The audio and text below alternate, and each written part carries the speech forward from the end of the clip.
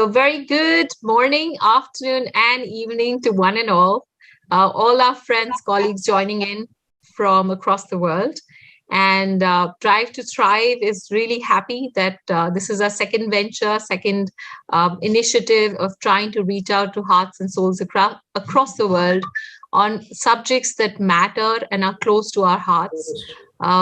We are all struggling with change today, and we have different set of problems that we're dealing with, right? So Drive to Thrive is really not just a platform, not just an attempt to bring conferences and discussions to you, but we're on a mission trying to spread awareness and bringing the intellect, spirit, and the heart together of the best available in various streams and areas that would create value for you and help you become champions of change yourself. So that's the strength that we would want to develop for each one of you out there. And this particular event is a very, very special one because we have our friends Jessica Lockhart, Alexandra, James, and Dr. Saska joining in today on a subject which is very, very powerful. The power of humanology. What can be better than that, really? And I love the way they say that, what makes a hero a superhero? When you know your strengths and you understand how to capture and tap into that potential, you only become stronger and better as a human being. So whatever comes your way, you'll have your way to deal with it and fight back and emerge victorious. So the power of humanology is one of the most dearest subjects to me because I honestly feel that each one of you is unique and gifted in several ways. So here's your chance to tap into your superhero powers with the help of our experts on panel today. And we'll have a very interesting interactive discussion going on here. So I hope all of you make the most of it and feel free to take up your questions as and when we proceed.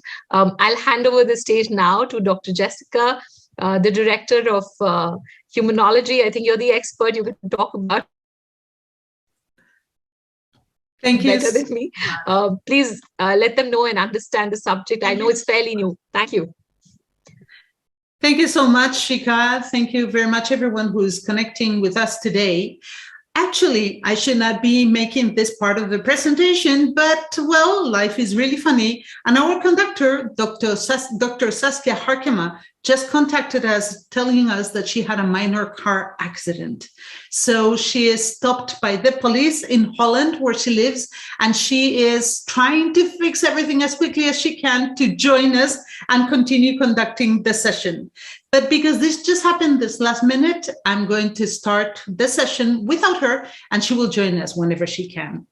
So the session we plan to offer you today is divided into two subsections. The first one is the introduction of humanology. What is humanology? What is it good for? What does it do? How can we use it? And the second part is an open discussion, a panel discussion, where we're going to be answering questions and we're going to give you all the chance to ask us your questions and our opinions. So without wanting to take any more time from you, I'm going to take Saskia's role and I'm going to introduce myself, if you don't mind. So I am Jessica Lockhart. I am the creator and head or thinker behind Humanology. I'm a linguist by trade. I'm a trained coach, a teacher, a mentor, an international speaker, and an author, having published half a dozen books in several languages. I developed Humanology and many of its methodologies and tools because, as I will be explaining in my presentation, after becoming a life coach and an expert, as I said, in quite a few fields, I realized there was something missing. And that missing link was what led me to creating Humanology. I am a doctor honoris causa in humanities by the World Humanistic University in Florida, the United States. I'm a fellow at the ACCPH in the United Kingdom, and I'm also accredited by the European Academy of Neurosciences, Economy and Humanities, and I have received, fortunately, quite a few international recognitions. And without wanting to delve too much into my accreditations and my distinctions. Let's just move on and start with the presentation. The first presentation will be focused on introducing the concepts of humanology, for which I'm going to be sharing a set of slides with you.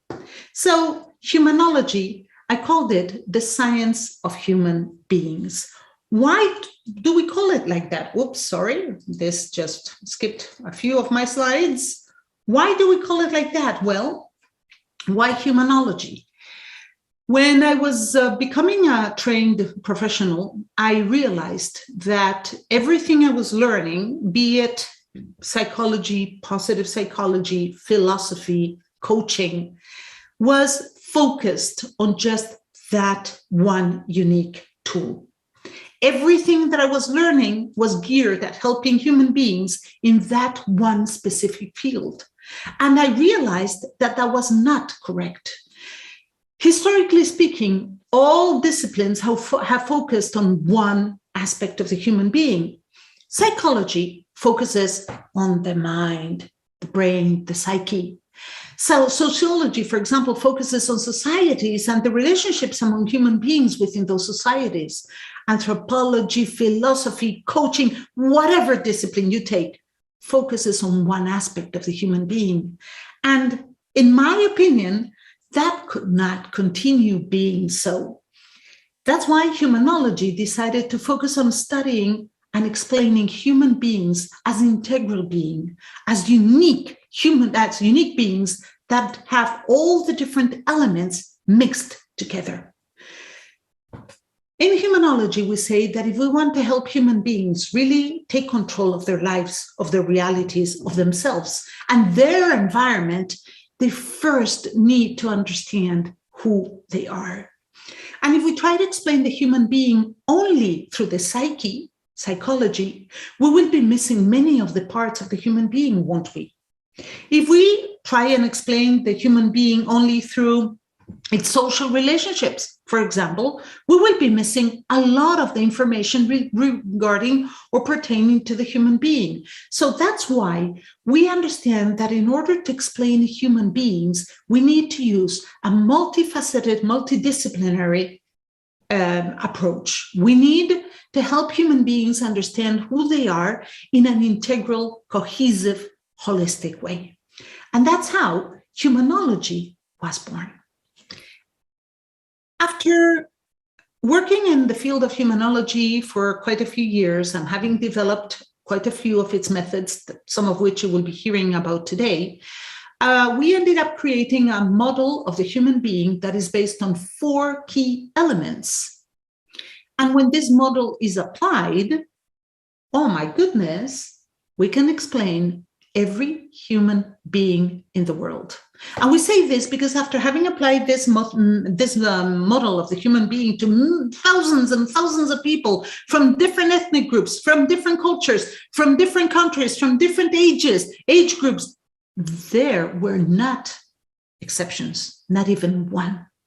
So I want to briefly explain what this model of the human being is like, what its 4 key components are, and then explain how this model is used in humanology to help human beings know and understand themselves. Knowing and understanding ourselves is, therefore, the key element that distinguishes humanology from all other disciplines, because, as I said, it does it in a cohesive, integral way. We try to use this integral approach because, just to give you a very simple example, and here I'm going to try and invite you to participate because I want to see your comments and I want to read your questions and comments. When we use this method, we see that, for example, let's take a very simple example. A person has a thought, okay? One thought. It could be, let's say, a negative thought. A thought that says something like, oh my God, I have an exam tomorrow and I'm not ready. Okay, that's the thought. I have an exam tomorrow and I'm not ready. Sometimes a thought can result in an emotion, right? When I think I have an exam tomorrow and I'm not ready, I might suddenly start feeling a little queasiness or a little nervousness inside. And when I become aware of that feeling, of that emotion, it becomes a feeling. I'm feeling nervous. If those nerves grow, we can even start having physical symptoms like this slide shows. We could even get headache, or we could have stomach ache. And in this sense, we clearly see how everything in the human being is related. From a thought, we end up having physical symptoms. You all know this, I'm sure. Can you share, or can you come up with any other situations in your life in which there's been this interconnection of the different spheres of the human being, where there has been maybe a relationship between your spirituality and your physical being? Let's see if we can see the chat. And if you want to comment, if you want to tell us something about these experiences, if you have had any situation like that, where you have really had all or some of the parts of the human being connected. Is there anybody who would like to share an example of a situation in which they had maybe thoughts, emotions, feelings, intuition, fears, sensations related one to another one? Okay, let's give you a few minutes. Why you think about situations like that? I'm not 100% sure that I can see the whole chat here in the system while sharing the slides. We will check them in a few minutes. But while we do that, we're going to proceed, and we're going to continue introducing the human being and the model of those 4 key elements that I mentioned before. You continue thinking, you share those experiences, please, with us, in which you felt that connection between the different parts, the different aspects of the human being, okay? And then we'll share them later. So the model of the human being includes 4 basic elements. I will just go over them very quickly because we don't have the time to delve deeper into them today. But if you're interested, we're more than happy to give you more information later on. The first element is an element that we can only find in humanology that I know of. We've researched far and wide, and we found certain cultures, certain fields where something similar might be mentioned, but nothing as deep and as complete as personal essence. Personal essence is the number 1 element in the human being because it's an element the person is born with. And according to the model of the human being, personal essence is the only part of the human being that doesn't change throughout life. The only part of human being that doesn't change throughout his whole life. Personal essence is like our innermost nature. When we're born, even if we don't have any learnings, even if we don't have any experiences, even if we had nothing we could learn from, we already are uniquely us, aren't we? If you have any doubts, you can just think about identical twins, for example. You know that identical twins have these personalities that are completely different one from the other. They have these personalities even though they haven't learned anything yet. They have these personalities that their parents say, wow, they're physically like 2 drops of water, in spite of which they behave so differently. One is, I don't know, a very nervous kid, and the other one is so relaxed. One can't stop eating, and the other one hasn't got this big of an appetite. We're born, and we already have our distinct uniqueness. Well, Humanology discovered a way to help understand what is our unique individual personal essence. And why is this important? Because once we discover what our personal essence is like, we understand a lot of our behaviors and reactions that cannot be explained any other way. Personal essence has a set of characteristics. So if my personal essence is, let's say, light, for example, light is something that has a set of characteristics. It's something very quick, very fast. It's something that illuminates. You can catch it. It's in constant movement. It's something that can be very warm, but it can also heat up and be very hot and burn. So if your personal essence happens to be light, then you're going to be a person like that. You're going to be constantly moving. You're going to need to be in this constant movement. You're going to be very fast at doing things all the time. You're going to be a very warm person that attracts a lot of people, but you can also be burning and you can blind people like light does. So far, we have discovered quite a few different personal essences. Once the person understands what their personal essence is, it's not that they start adopting those characteristics. They realize that that's what they've always been like. And we've worked with people up to almost 90 years of age, and we've made sure and we've seen and we've checked that their personal essence hasn't changed throughout their lives. So personal essence is basically the number one key element in a human being. As I said, I can't continue explaining all these elements in much more detail because we have a lot of field to cover. So I'm just going to leave it there. If you have more questions, we can try and take some questions later.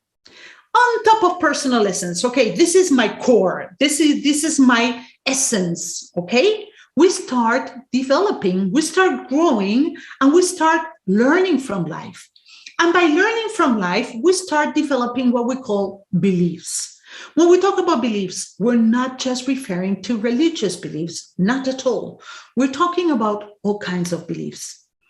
You, I have all kinds of beliefs. We have cultural beliefs. Let's see if I can invite you to speak now. If you couldn't think of any examples before, let's see if you can think of examples now that pertain to your culture, that are cultural beliefs different from cultures in other countries. I will just give you one example, okay? When I was a little child, I was moved to Spain. I was born in the United States, but we moved to Spain when I was a child. And it was funny because when I became a teenager, most of the parents in Spain thought that teenage girls shouldn't go out, shouldn't be free in a sense. But with regards to me, they always said, oh, but she's American, so she can be freer. I was like, wait a minute. Why can I be freer because I was born in America? I grew up here. Yeah, but you're American, and American people are always freer. So that cultural belief of Spaniards completely tainted and biased the view they had of me. So I'm inviting you now to see, let's see if I can see that chat. I'm inviting you now to share your thoughts on specific cultural beliefs that you have in your own ethnic group, in your own country, in your own culture, so we can have a variety of cultural beliefs that we can comment on and that we can see some more examples of. The beliefs, as I said, are not just cultural, they're not just religious, they're, for example, professional beliefs. Let's think about any profession. Let's think about a teacher or a doctor. I know that you will agree with me when we explain that those professionals already have their own sets of beliefs when they work. For example, doctors think that they need to behave a certain way with their clients, with their patients, and that's how they behave. When a doctor welcomes you into their office, he doesn't just lean on his chair and say, hi, dude, what's up? No. Why? Because the doctor believes there's a certain type of behavior he or she should maintain, right? So that's just one tiny example of a professional belief. Well, we have all these kinds of beliefs in every field in our lives. And those beliefs are the ones that shape our actions because they are the ones that help us decide and choose. If I believe that coffee is not healthy and that tea is healthier, I will probably have tea instead of coffee. My belief is shaping my action. And when we have a whole set of beliefs, we change them, we outgrow some of them, we acquire new beliefs. I said before that personal essence is the only part of the human being that doesn't change. Well, beliefs change all our lives, but they can be not changed as well. We can have some beliefs from our childhood that we never question and we never change, and they're still part of our belief system as we grow up. Others we change. Many of those beliefs are part of our subconscious set of beliefs. Others we're aware of. So when you work in humanology, you also try and understand what kind of beliefs you have, not only your personal essence, but your beliefs, and you question whether you want to keep them or change them. The whole set of beliefs, together with personal essence, leads into the third element of the human being, the worldview, the way in which we see the world. The way in which we all see the world is uniquely ours. Those twins I spoke about don't have the exact same experiences as they grow, right? So those different experiences lead to different beliefs that lead to different worldviews. And the worldview is our window onto the world. Let's play a little exercise. Let's see if we can see your comments as well. If I cannot see your comments, well, we will try and see your comments. I'm going to share 2 images with you right now, and I want you to look at the images and write on the chat what it is that you see on the slide that I'm sharing with you, okay? I want you to just write what it is that you see. And if you don't want to write, just open your microphones and say what it is that you see, okay? Let's play this little game. The first image is this. Whoopsie, not this one, this one. So please open your mics and tell us what you see. What do you see in this image? Come on, let's see. Who wants to share what they see? Birds flying and mother birds trying to feed the little ones. Yes, we see 3 birds, actually 1, 2, 3, that are approaching a nest that is on a tree. Yes, exactly. Thank you. I also see one more picture though. You also see one more picture. Great. What picture do you see? I see a girl's half face. Yeah. You see a girl's half face. Yes. Well, this is the eye, this is the nose, this is the mouth, and this is the shape of the face. Now, out of the people who are watching this video today, can you share, any of you, somebody else, what you saw? If you saw the 2 images or you only saw 1 image? Kumar is telling us that he saw inner peace. Thank you, Kumar. How did you perceive that inner peace? 2 images, great. Anybody else? Of course, some of you might have already known the image. That's why I'm going to show you a second one later. Anybody else? What else? Yes? The reason I see inner peace is only when you are at peace with yourself and in harmony with the universe will you see yourself as a part of the universe. When you see the tree growing out of your hair, and when you're juxtaposing flying birds with a human face, it means this person is in 100% harmony with nature. Perfect. Thank you for that. Which means this person has achieved inner peace. Thank you. Perfect. So we have these opinions here. And of course, you will understand that, for example, Kumar, by reaching this conclusion, by watching this image, this conclusion is based on his worldview, what he understands of the world, everything he learned before, his beliefs, and his personal essence. If you haven't lived, if you haven't experienced anything, it is very unlikely that you can come to the depth of explanation that Kumar just gave us. Let's see this second example. Let's see what you guys see on this second example. There you go. What do you see? Come on, let me know. What do you people see?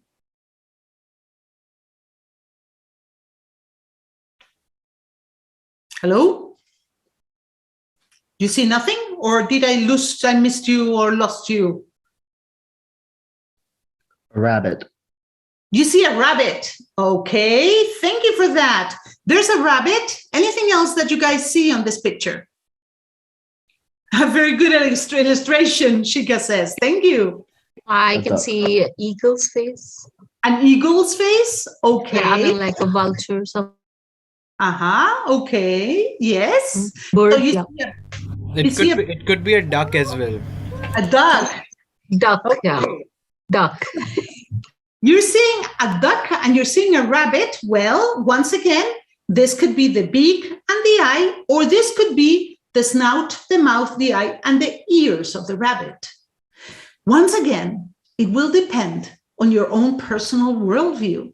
And when you are a person who's gone through this type of exercise before, like I'm sure Shika at the beginning already reflected, you might see two pictures at the same time because you know the trick. You know how this goes. That is part of your worldview too.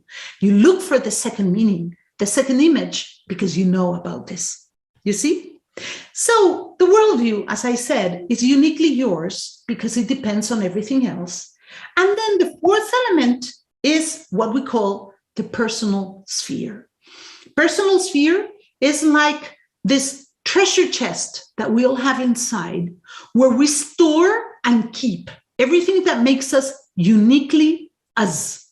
It's, and this is important, very, very important, it is private and unreachable by other human beings.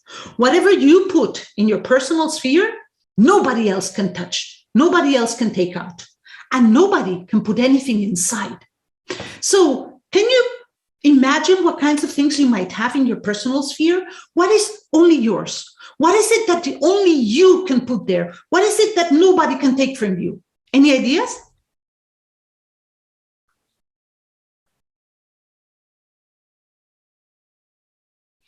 What do you have that is only yours and that nobody can take from you? Beliefs, values. Values, peace. Yes. More things. Any other ideas? Faith, love. Love. What was the other one? I heard love and I heard something else. Faith. Hate. Yes. So, no, faith. I said faith. Oh, faith. Faith. Sorry, faith. Yes. Personal spheres treasure everything, including the personal essence, the beliefs, and the worldview. It treasures our feelings, our emotions. It treasures our memories. See, I can tell you my memories. I can tell you about the time when I went to blah, blah, blah, blah, blah, blah, blah. Does that mean that my memory is now yours? No. You cannot live my memory. You can't make my memory yours. It's impossible. But you can make a memory of me telling you about my memory. So even if I share my memory with you, that memory is only mine. You see? So the important aspect of this personal sphere is that no matter what people say, nobody can put anything in your personal sphere or take anything out of it but you. And that's fundamental when we work with human beings, for example, at the level of feelings. A lot of people say, oh God, he made me feel happy. Really? I don't think so. You know, even if, I don't know, the best actor in the whole world, the sexiest man came here now into my office and I wanted to be very sexy and have him fall in love with me, I could try everything I wanted. Does that guarantee that he would love me? No, it's not in my power to make that person love me. It's for that person to decide whether they feel like they can love me or not. So feelings are also part of that personal sphere. And when people understand this, they immediately realize that the power is in their hands and nobody else's, which completely changes the rules of the game. Because many psychologists and coaches tell you that you have to do X and Y to do things, to change things. They try to give you a fantastic solution, a pill for everyone to solve situations. When in reality, you're the only one who can solve the situation because all those things are only in your power. So how does humanology work and what does it do? Well, the difference between humanology and all the other disciplines is therefore that is not a pill for everyone.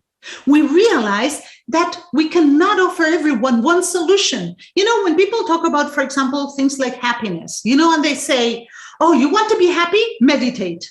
and go like, why are you so certain that meditation is going to make me happy? I'm not you. It might not even work for me. And it's true. Nothing works for everyone. That's why in Humanology, we offer our clients what it is that they need at the specific moment. Sometimes they might need mentoring. Sometimes they might need coaching. Sometimes they might need NLP. Some other times they might need psychology or linguistics. We have this whole set of tools and knowledge that we can take from, that we can use to help the person target their life situation at that exact moment. We help them by offering them specific tools. And of course, not all tools in humanology are humanology based. We're not going to invent what already exists. I didn't invent, I don't know, NLP. I didn't invent Enneagrams, but I use them when my clients need them. But we did invent quite a few of the materials that conform humanology. For example, optimism coaching that Alexandra is going to be presenting in a few minutes. Personal essence is one of the key elements in humanology, as I just explained, or absolute forgiveness, a process that doesn't exist in any of the other fields. So what we do is we offer the human being the knowledge to know and understand who he or she is, and then the tools to take action to change whatever they want in their personal spheres to really change their life and their reality. With this, I will conclude my presentation, and I'm going to start giving thanks to the organizers of Drive to Thrive for giving us the opportunity to introduce humanology to you all. I will finish now, and I will give the floor to the next speaker, who's going to be touching upon one of the methods of humanology. There will be time for questions also at the end. So without further ado, let me please introduce the next speaker, who's going to be Alexandra Filippon. Alexandra, welcome. I am really happy to have you here. Thank you. Yeah, I'm going to speak about optimism coaching, and I'm just going to share my screen. Let me introduce you first, if you don't mind. And I'll share the screen. Yeah. Then. Yes. Okay. Yeah. let me say who Alexandra is, because like that you know a little bit. Oh, sorry about that. So you know a little bit more about who she is and what she does. Alexandra is a person that I met while living in Switzerland a few years back. She's a holistic mind-body coach, an optimism coach trained by the Institute, and the owner of her own coaching business, and a coach trainer at the International Coach Academy. She's originally from Germany, although she currently lives in the French-speaking part of Switzerland. And she was a printing engineer. Well, she is a printing engineer, but worked as a printing engineer for many years, for more than 20 in the corporate world. But then she realized that that was not exactly what she wanted to do. So she started training and learning and changed a little bit her approach. She's also a yoga and Pilates teacher and a mother of none less than 4 children.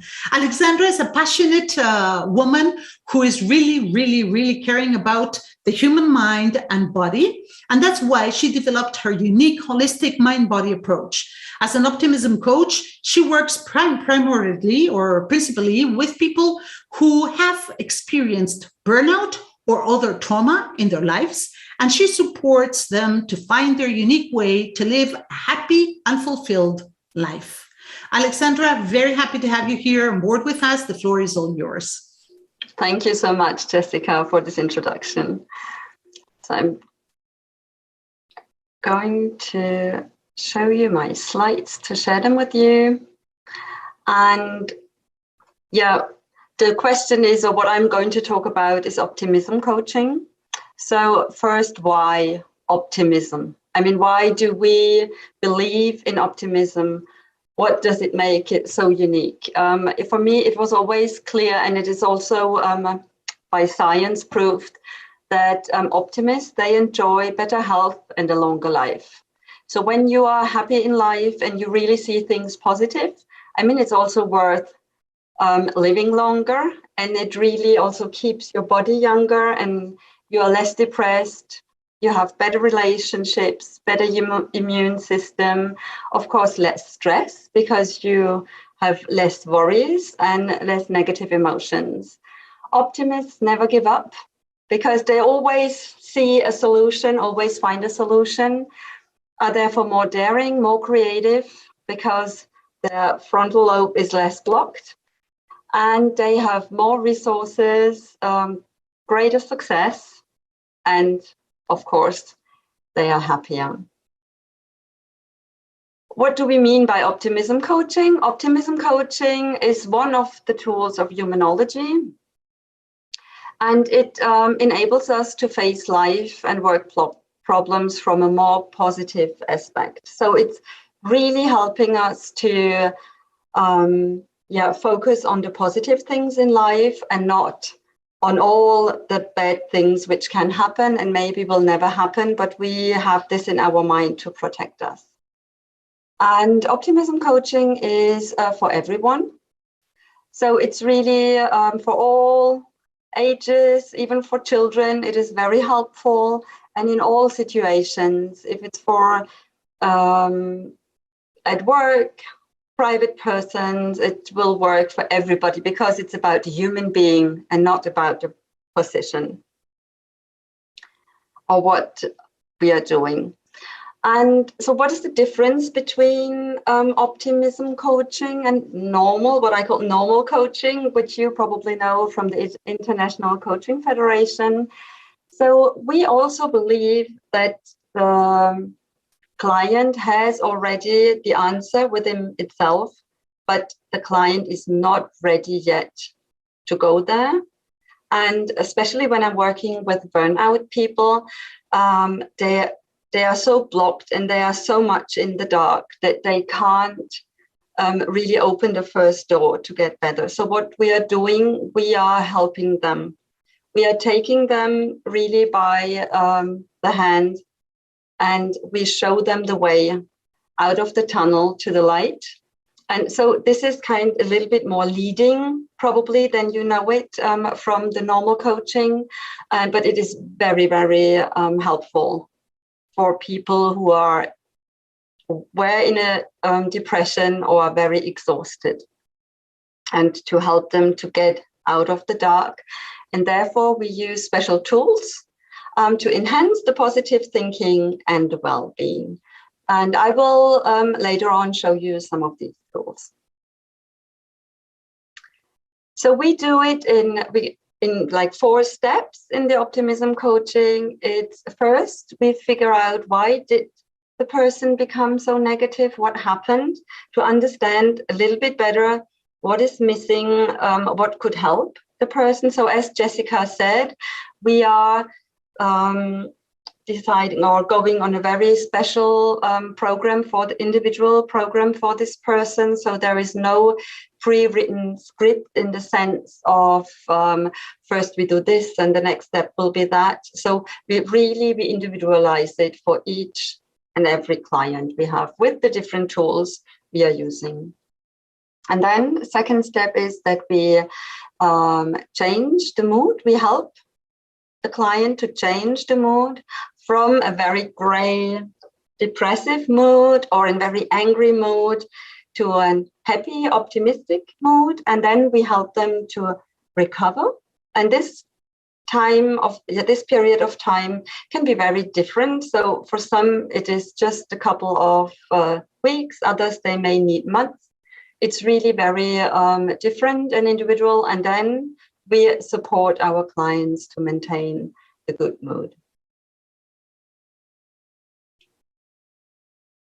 So the first question, as I mentioned, is why did they become pessimistic? What happened? Because when you are born as a child, you are usually already happy and everything is fine. But then things are coming from the outside to us, and very often we have already our first traumas, smaller traumas, bigger traumas in our childhood. And it could also come from a very special situation the client went through just in the closer past. Or what I observe very often when I'm working with my clients is that they are not living according to their essential self, but they are rather living to the social self, which means that they do what they think society wants them to do, or what they have learned, how they have to act or should act, like when they were a child, what they have learned. And this is like contradicting to the essential self, which means that it's draining a lot, and if not almost all the energy out of them. And very often it goes hand in hand with a certain deficiency of neurotransmitters. And so we are having, as optimism coaches, we are having a look in all of these details and then decide which tools we are using. So we change the mood. This is not very easy sometimes. It's because, some of our clients, they are so much in the negative and so deep down there that it's really difficult for them to even start to believe again that there can be some happiness in their life and that there are happy and positive situations and things in their life, because they're just so blocked that they can't see it anymore. So we reflect on what is the situation and what neurotransmitters might be helpful or it being amiss.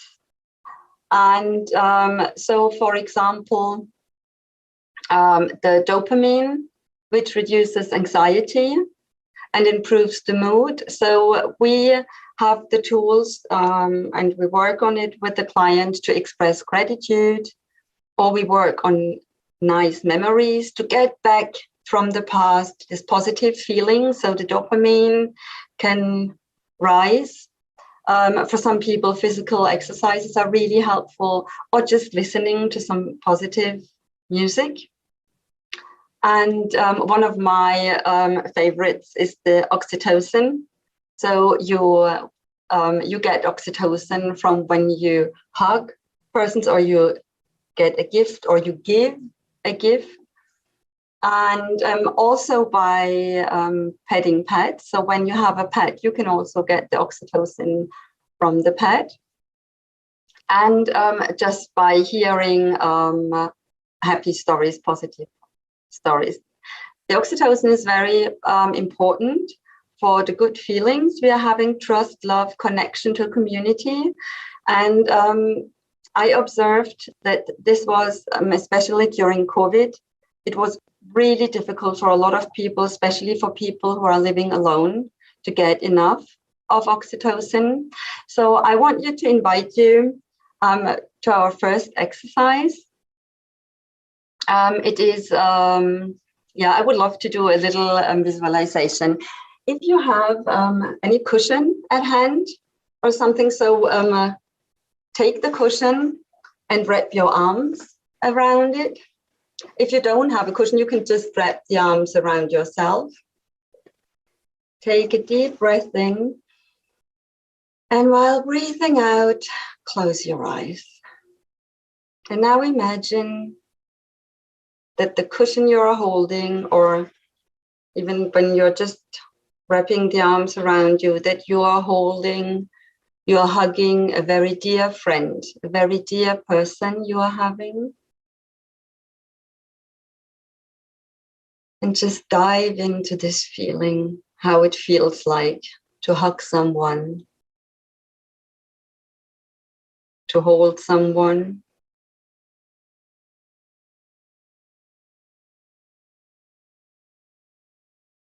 Feel your body.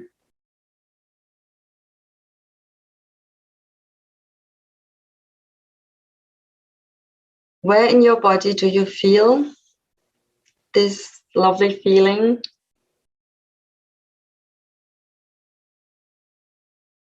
What color is coming up for you?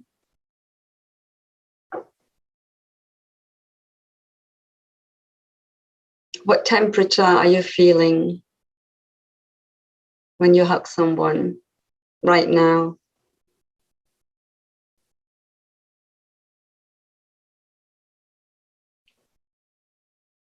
Just stay there and feel what is going on in your body. Maybe you will feel some warmth. Smile is coming up on your face.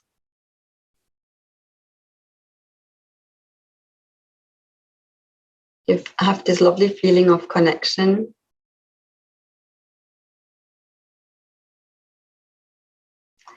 And then come back slowly. Open your eyes. And yeah, I invite you to share what came up for you when you did this exercise, if anything. Maybe you can come off mute or share it in the chat.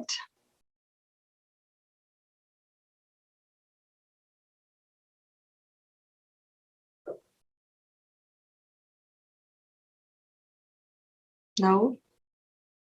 Nobody's sharing? Did anything come up for you? I'm feeling great, Alexandra.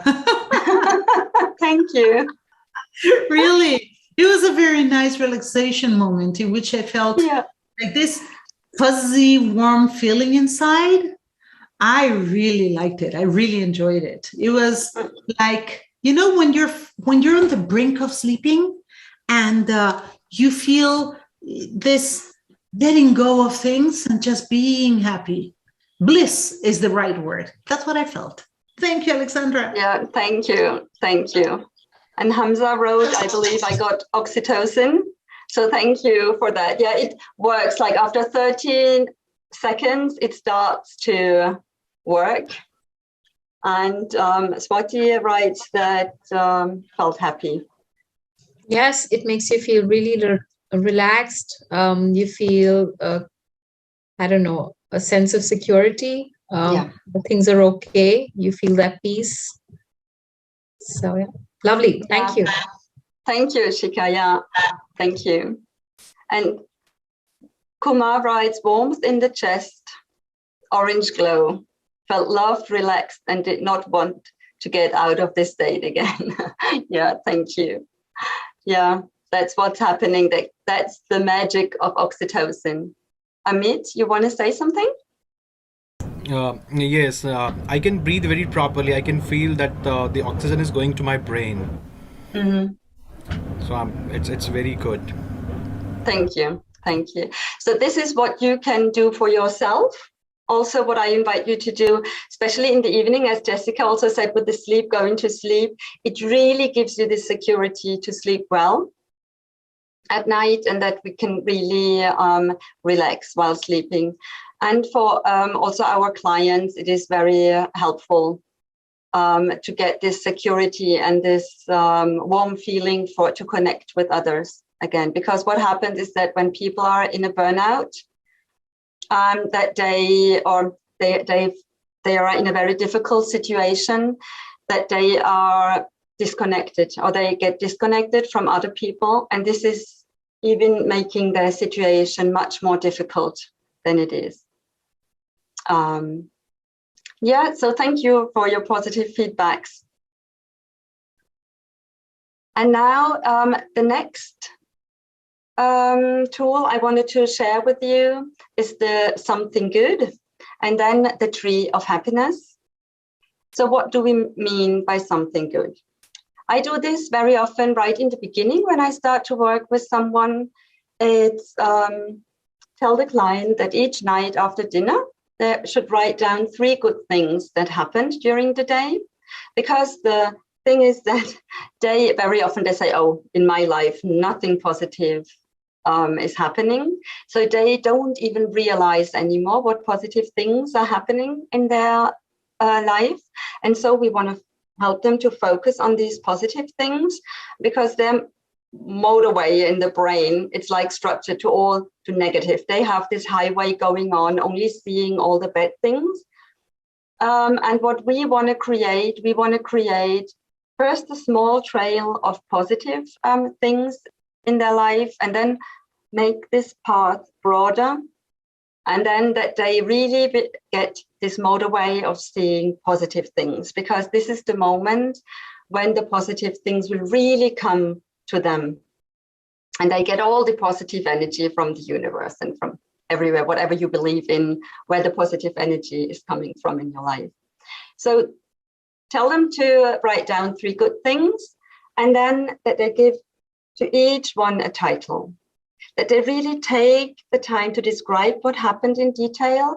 So this is really to get them going deeper in the positive moments, analyze how it made them feel when it happened, and how it makes them feel now when they are writing it. And then that they try to figure out why it happened and what caused it. And also that they use it if something negative, that they think of something negative, that they can get back this positive experience, the feeling of the positive experience. And then that they think about what they learned from these 3 positive experiences. So you help them to dive in for 10 minutes or 15 minutes, whatever time they need in the evening, to be in a positive mood, in a positive mindset. Very often, though, what I found is that it is almost too difficult for them in the beginning, too complicated. And then I just say, okay, just write down 3 positive things. It also can be like a beautiful flower, or a hug from someone, sunshine, whatever comes up. Very easy things, so nothing great. So they can really start to realize what positive things are there in their life, and they just don't see them anymore. Now I invite you to use the time and write down 1 positive thing which happened to you today. Then give it a title, describe what happened, and just go through the exercise. And I'll give you 3 minutes for that. And then please share in the chat or come off mute in 3 minutes and share what happened.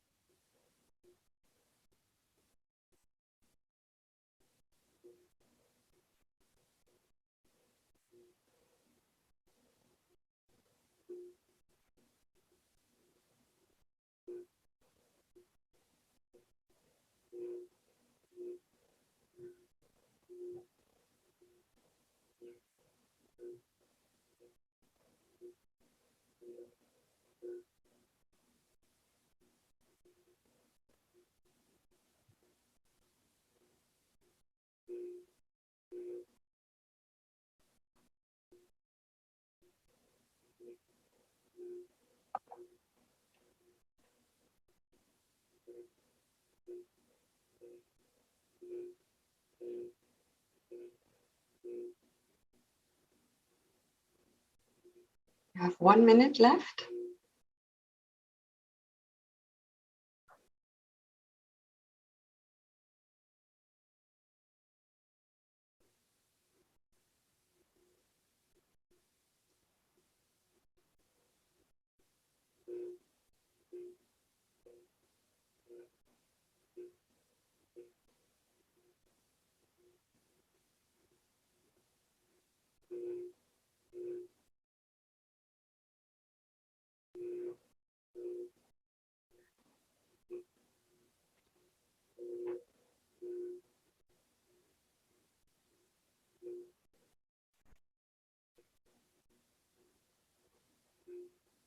Oh, and then you can start sharing in the chat.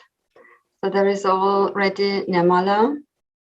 She's writing, hi all. Father of my clients felt very grateful. He touched my feet and said they're having good time with their son because of me. Whenever these incidents happen, I feel good and grateful to Almighty. Thank you for sharing it. Probably you can also share where in your body you feel this good feeling. Yeah, it was. Nirmala? Yeah, it was very nice. The person came and said that they're having a good time with this because they were going through a very rough patch the last year, But these days have been really good and nice, and it is all because of me and my treatment. So it made me feel good, and I thank God for that. I mean, it's not me; I'm an instrument through God. I feel. Mm-hmm. So, and these kind of incidents happen quite often in the clinic. So that is what makes me feel good. So that's what gives me the motivation to work and work and work. Yeah. Yeah. Thank you so much for sharing it. It's beautiful. Thank you.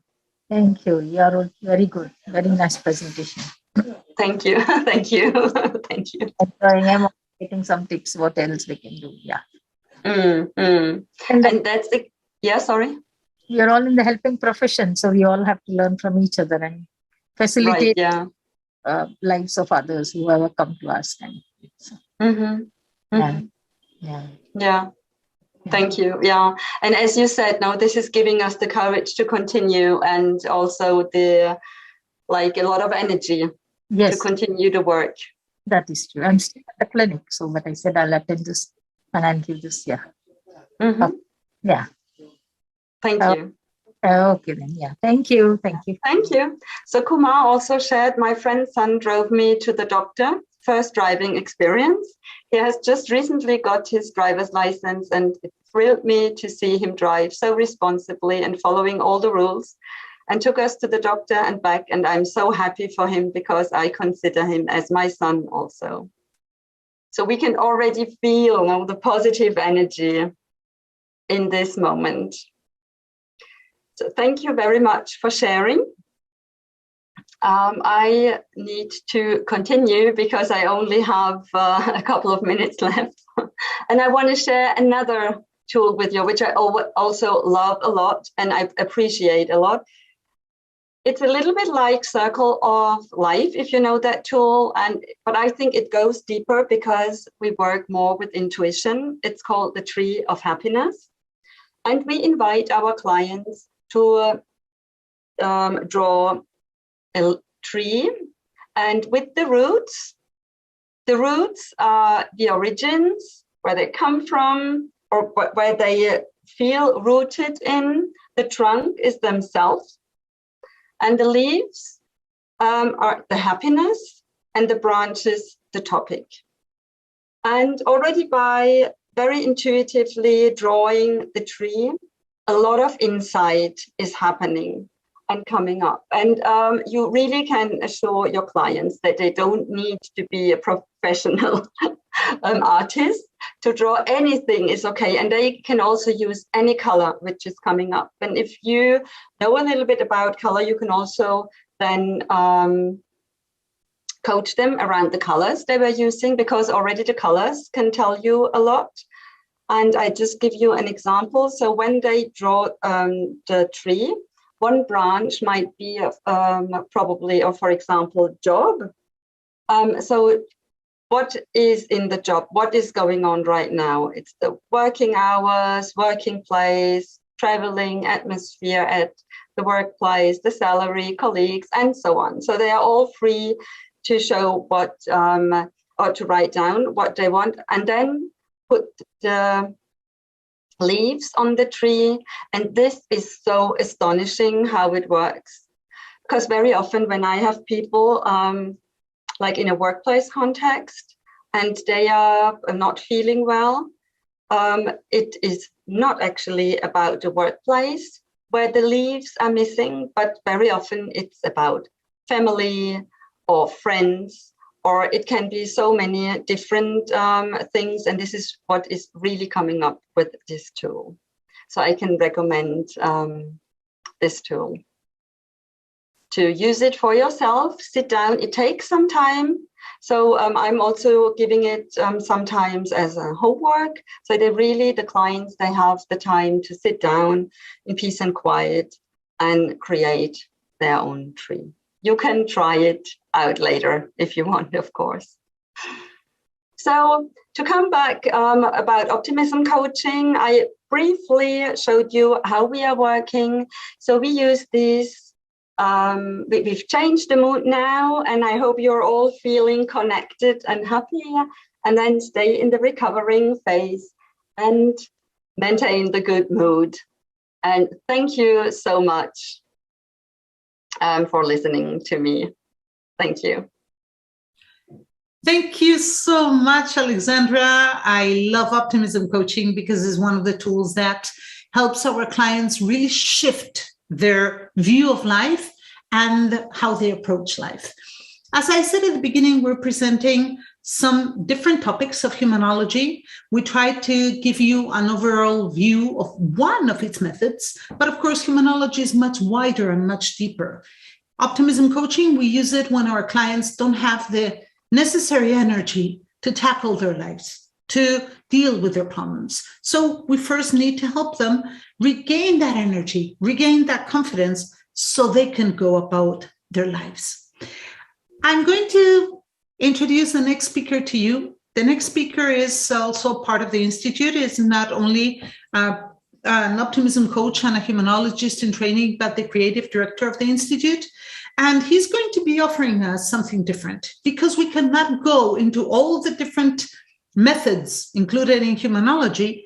We decided to offer you a specific case, one case study through the approach followed by the optimism coach or humanologist in this case.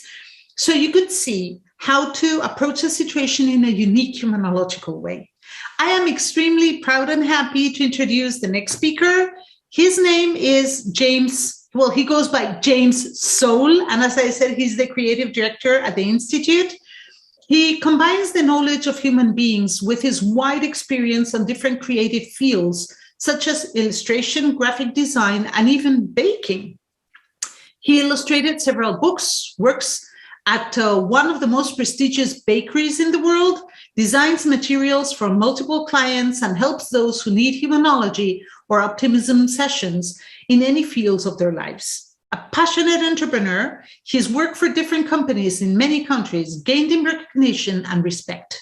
Soul understands that humanology is a basic piece in understanding and helping human beings and uses it in every creation and in every session with his clients. Furthermore, he envisions a world in which such an understanding becomes the basis for companies and organizations. So I'm going to invite James to join us here today to take the floor and to make a presentation on a very specific case and how he dealt with it. James, welcome and thank you. Thank you, Jessica. Thank you for introducing me, and thank you everyone for having me here and letting me participate in this event. It is a great honor. As Jessica mentioned, I will be speaking about something quite specific within humanology, but I think that it is extremely important nonetheless. And that's why I think it should be addressed in today's conference, because, well, we are talking about humanology, so, well, let me speak about it. I'm going to be talking about cultivating talent within you and within people in general. So let me put the presentation up. Give me just 1 second, please. Okay.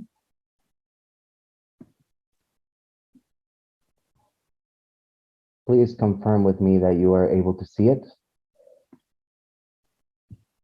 Yes, we can see it. Thank you. Perfect. Thank you very much. Well, like I said, we're going to be speaking about cultivating talent. And what does that mean? We often think about what talent is and we say, okay, it's something that I excel in, that comes naturally to me. You know, there's people who are incredible singers, there's amazing painters, you know, who are able to paint incredibly at such a young age, as 3-4 years old. It just comes naturally to them. And many of us think that that is what talent is. But that's where we're wrong. Talent is much more than just that. Yes, that is talent, but there's also different kinds of talent. A talent can also be something that we have acquired over time, a skill that we have gotten so good at, that we are so confident in, that we're so good at, just that we master it. That is also talent. We learned how to do that. It is something that we are good at. It can be useful to us, or it could be useful to the rest of the world. It does not have a set definition. It's something that's just positive about us. So let me explain what that means. When we're focusing on constructing ourselves and our identities, and where we're trying to go towards in the future, we're often told that we need to focus on correcting the things that we're not good at. You know, the typical situation where you're at a school and they tell you, oh, you need to be better at writing. You have to be better at maths. You need to be better at physics. You should be better at physical education. And they tell you to focus on that. You're already good at theater. You're already good at other things. So they shift your attention towards that you're not good at, or that others consider that you're not good at. And what happens there? That when we're trying to focus on the negative, where we're trying to build ourselves and build those talents by trying to correct that which we don't do well, we often don't go very far, because we enter a very, very deep negative cycle. And that cycle is this: we begin to doubt ourselves because we're being constantly corrected by our peers, by our family members, by ourselves many times. And because we doubt ourselves, we start to focus, okay, well, maybe I'm not that good. Maybe I can't do this. So, okay, what can I do to improve? I have to do something to get better. So we start to focus on that, what we cannot do. Let's see how I can get better at physics. Okay, I'm gonna get a tutor. Let's see how I can devote all my time and effort to becoming better at that what I've been told that needs to improve. We become so focused on just that one path, that one thing, that we start to neglect everything else that was good about us, that was positive, that was optimist about us. And we start to neglect it, and we start to undervalue it. And because of that, we undervalue ourselves, and we doubt ourselves more. And you see where I'm going with this? You enter a cycle that you're not able to escape, that you yourself have put yourself into, and you yourself have to be able to get out of. But it's very hard when you're doubting yourself and where you're only focusing on, I have to get better at physics. I have to get better at maths. I have to. What about everything that you were already good at naturally? What about your theater skills? What about your painting? What about your singing? What about all the arts? What about all of those wonderful, beautiful things that you would have been able to create had you focused on what you were good at already? What made you happy? What made you enter the state of flow where time ceased to exist? It was just you and what you were doing in that very moment. Why did you neglect that part and focus on that makes you miserable? On that makes you doubt yourself and everything around you? You see, that's what happens when we focus on the negative, when we focus on correcting rather than celebrating, rather than nurturing and growing. Like I said, we become mediocre, we become average. I don't think anybody wants to become mediocre or average, at least I wouldn't, you know.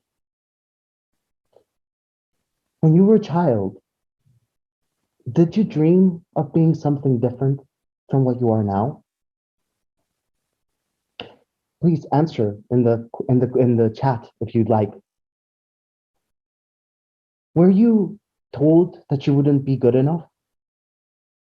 Were you made to doubt yourself?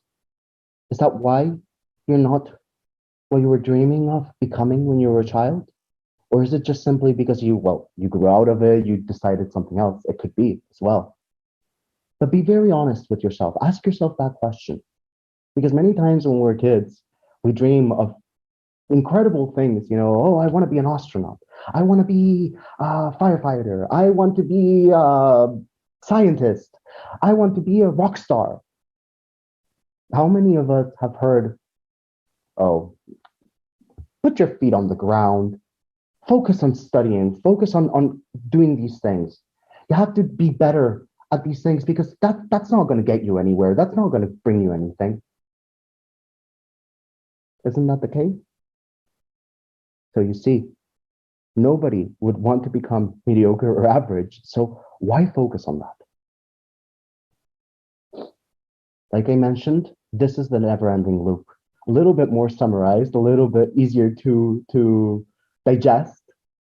But as you see, there's no way of escaping it. It just becomes a never-ending cycle where you go deeper and deeper and deeper into this low self-esteem, negative emotion. And we don't want that. We want to be optimists. So we just had a conversation about that. We just had a conference about it. So let's see what we can do. What we can do is this.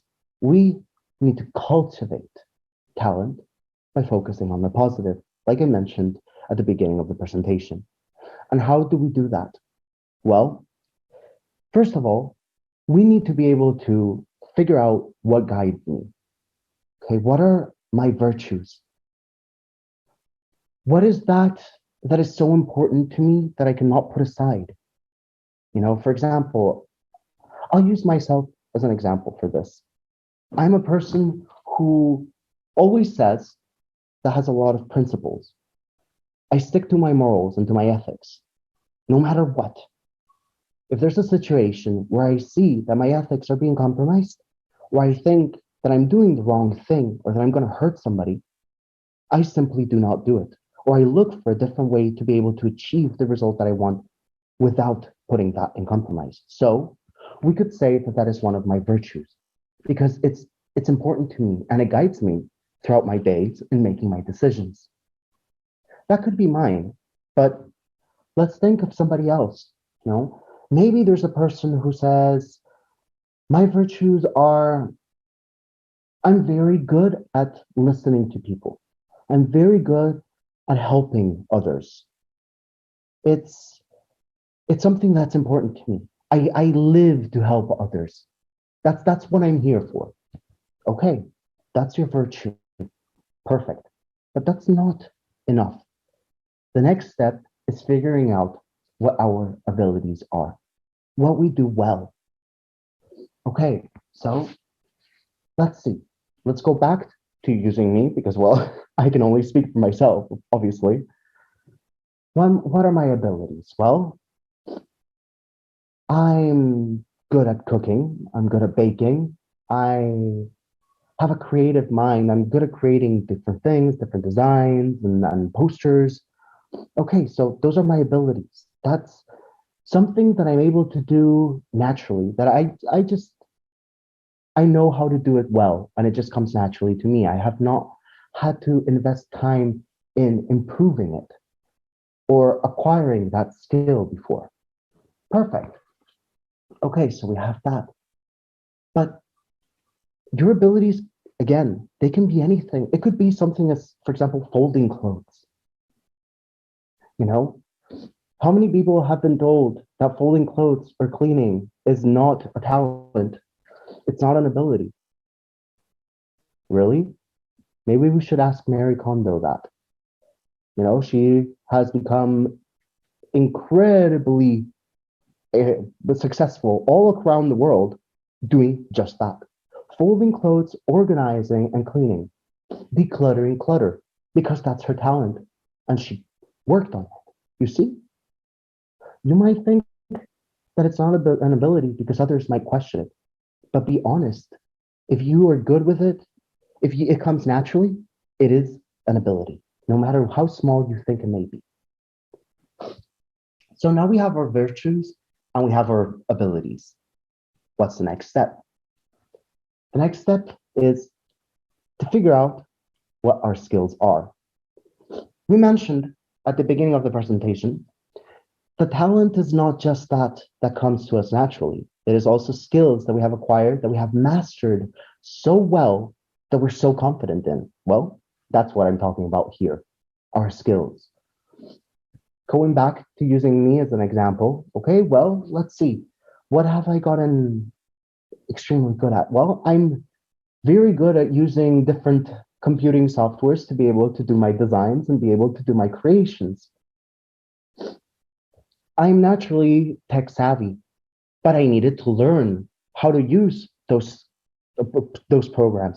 I needed to know where the things were to be able to use them to my advantage, right? I had my ability of being able to design, being able to create, because that comes naturally, but that wasn't enough. I needed the skill to be able to combine it. So I acquired it. I learned how to use the programs, and now I'm a master of those programs, and I can do whatever creation, whatever design I wish. Well, let's take the example of folding clothes. Okay, well, maybe there's different kinds of folding patterns, or maybe there's different techniques, or maybe a person learned the best way of storing those folded clothes so that the folds don't crease. That skill was acquired and they mastered it. You see where I'm going? We're building. So now that we have our virtues, our abilities, and our skills, there's just one more thing that we have to figure out. How we can combine it all. All of those things are what makes us us. It is our talent. It is what makes us unique and what makes us be able to stand out and be able to move forward and present something to the world that we can truly give with a positive mindset. So once you figure out your abilities, your virtues, your abilities, and your skills, you're able to define your talent. You need to define it though. It's important to be specific with our words and with our actions, not only for ourselves, but around us as well.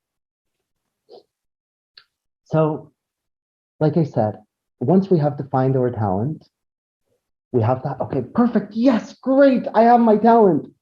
Okay, now what do I do with it? What can I do? I have all of this talent, I'm able to design all of these great things, I'm able to do these things, but okay, well, what use do I do with it? Where do I put that?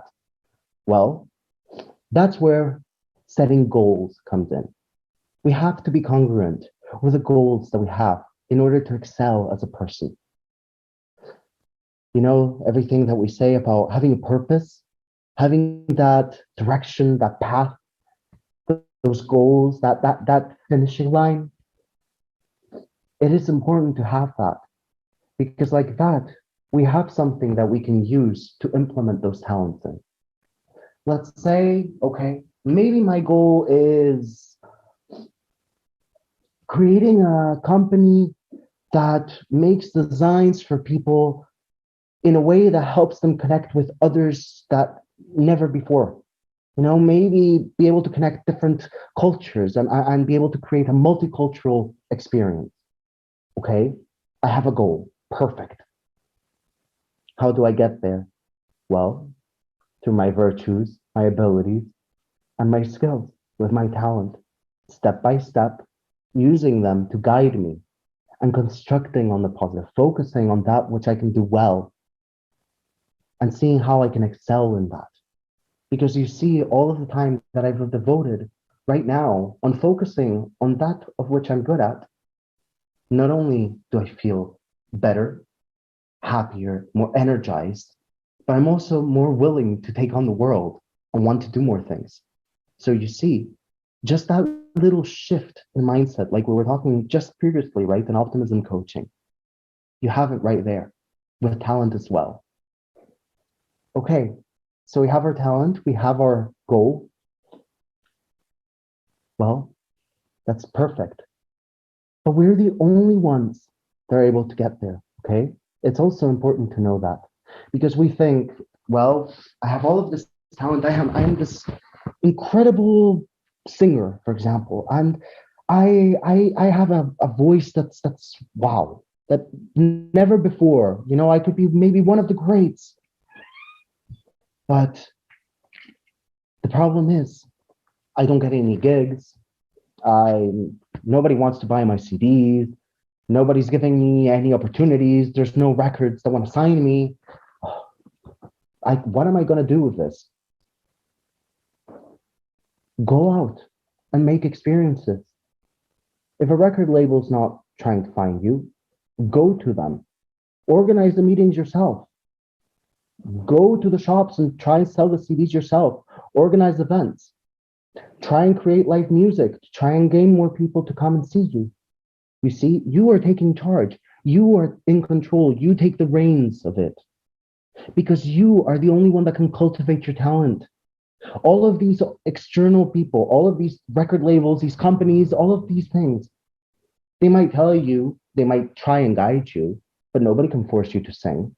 Nobody can force you to record that record. You know, they could give you a contract of $1 million. If you don't do it, the contract's still there. Nothing has happened, right? You are in charge. You cultivate your talent. So that's what I would do. You know, I want to get to creating that company of design that we mentioned. Okay, well, let me start networking. Let me start presenting my art. Let's do showcases. Let's try and do collaborations with other people. Let's get published in magazines.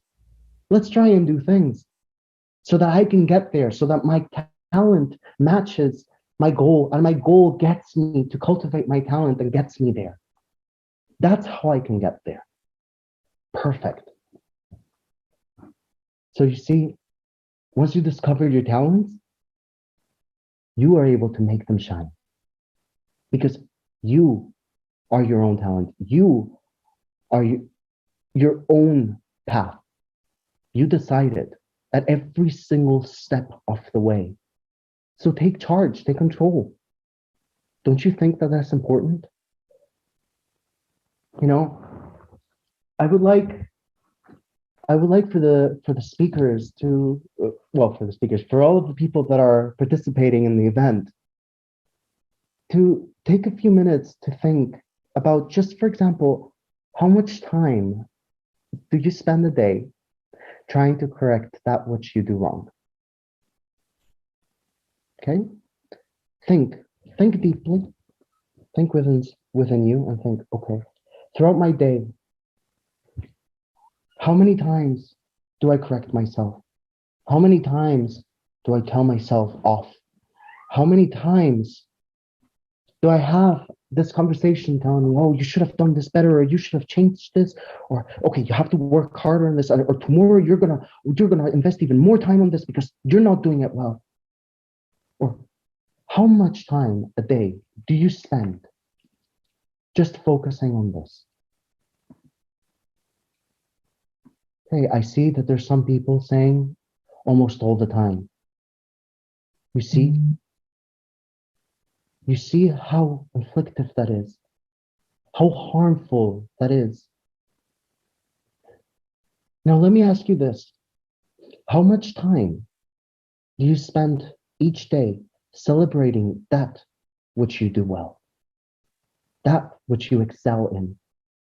No matter how small, like I said, it could be folding clothes, it could be writing, you know, or it could be washing dishes, it could be making the best coffee. How much time do you spend celebrating that or improving it? Be honest with yourself, truly. I know these are hard questions. It's a hard pill to swallow, I know. But be honest with yourself. I see that there's some people saying that they focus on their strengths most of the time. That is wonderful. And I'm so, so glad that you do. That's the right way to do it, because when you focus on that, you grow so much more as a person. It's incredible, isn't it? Just that shift in mindset, right? Why don't we try to do that just now? Just for a few minutes. Try and write down on here in the chat everything that you can come up with that you're good at. Everything, no matter how small. All of your abilities and all of your skills.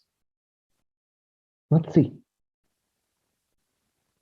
Try focusing on it. Try focusing on what you're doing, on what you're writing. Dig deep inside yourself and think of all of that which is good within you, which is so positive, filled with so much love, with so much energy, with so much vibrance. Think of that and write them down. I encourage everybody to do it, including the speakers as well. Take a few minutes to do it.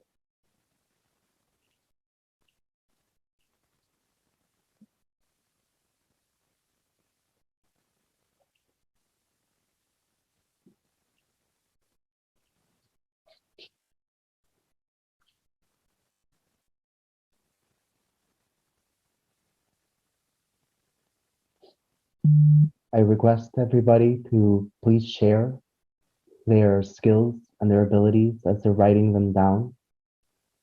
Let's fill this conference with even more positive energy and that positive mindset.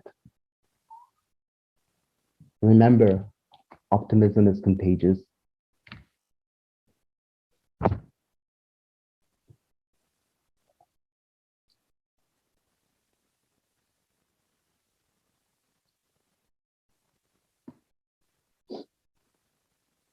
Wonderful. I see that we are getting lots of results. With your permission, I will read them out. I'm not going to say who is who, because, well, I like to maintain a certain confidentiality. But let's see what abilities, what talents, what skills all of these wonderful people have. Well, we have somebody saying that they're a speaker, a writer, a creator, an ideologist, a mother, a woman, a human being, a teacher, an interpreter, a reader, a listener, a supporter, a laugher, an optimism spreader. Wow. There's other people saying being a mom, making people happier, speaking with people in different languages, healing, astrology, cooking, mentoring, finding my own errors and correcting them, drawing, problem solving, social work, networking, helping the needy, coaching, teaching, writing, orating, healing, a mother again, and the wife and the friend, listening, being able to forgive, being a fitness enthusiast. Wow. Do you see what incredible things you have to offer the world?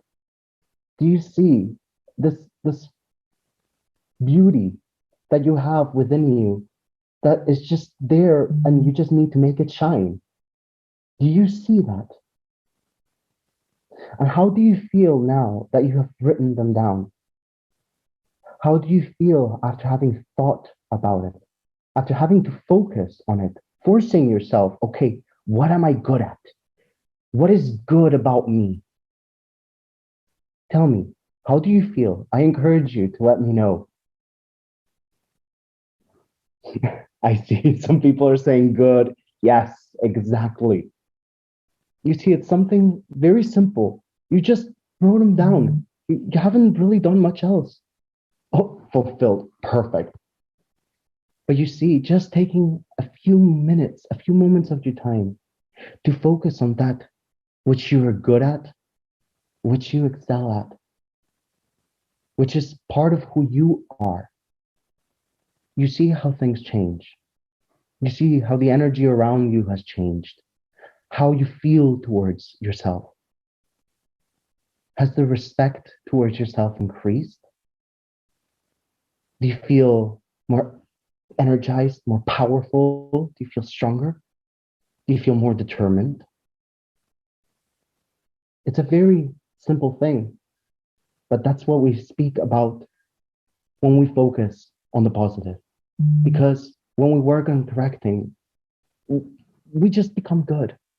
Yes, because we can become good when we correct our mistakes. You know, there's a lot of people who are very good at a lot of things, but that's the case. That's just it. They're just good. We want to be superb. We want to be magnific, extraordinary. That's where we want to go. Not just good.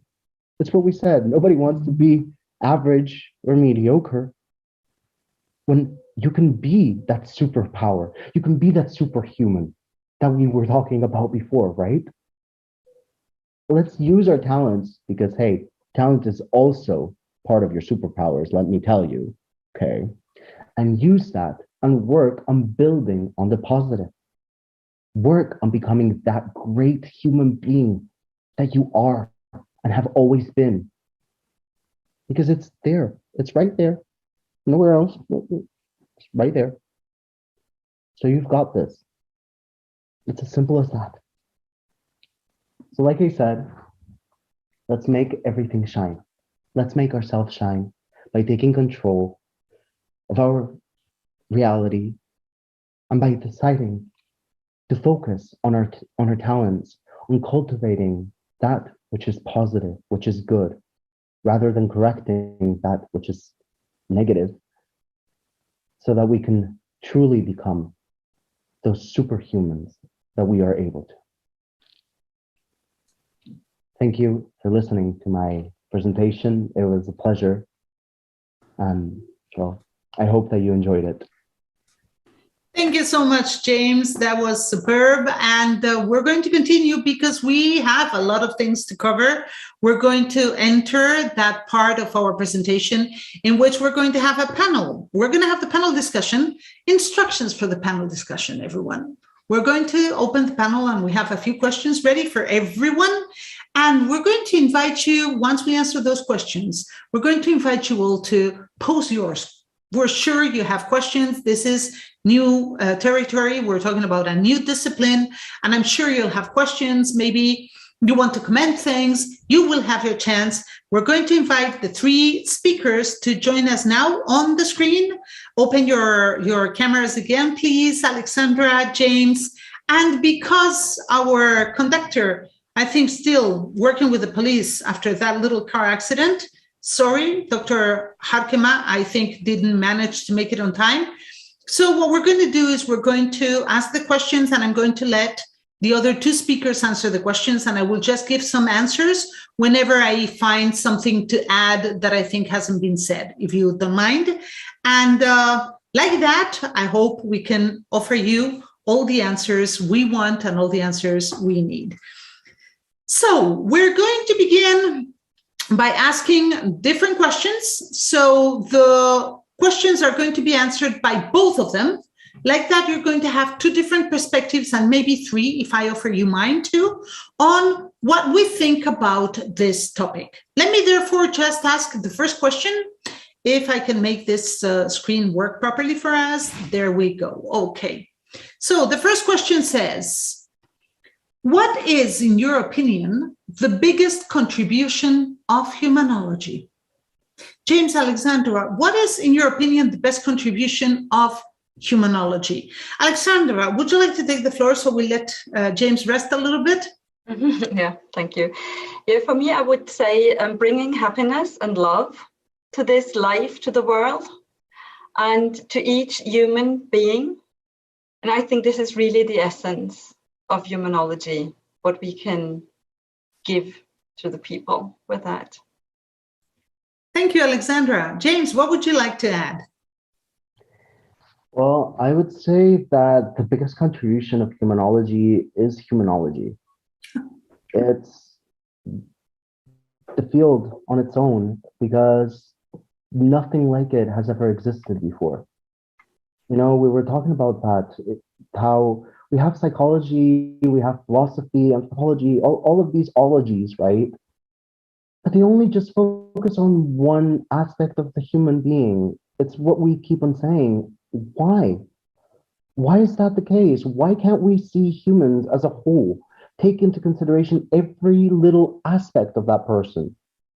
That's why I think humanology is the biggest contribution, because it does that. It analyzes the human being and it provides you with so many different tools and an understanding of what it is to be a human being, that you're able to tackle absolutely anything in your life. And because of that, it is so incredibly powerful that I wouldn't be able to single out just one thing in humanology. That's why I would have to say, yeah, the entire field. That's a tough question to answer. I'm so tempted to add a quick statement, Jessica. You look all enlightened right now. I don't know, what is it on your face?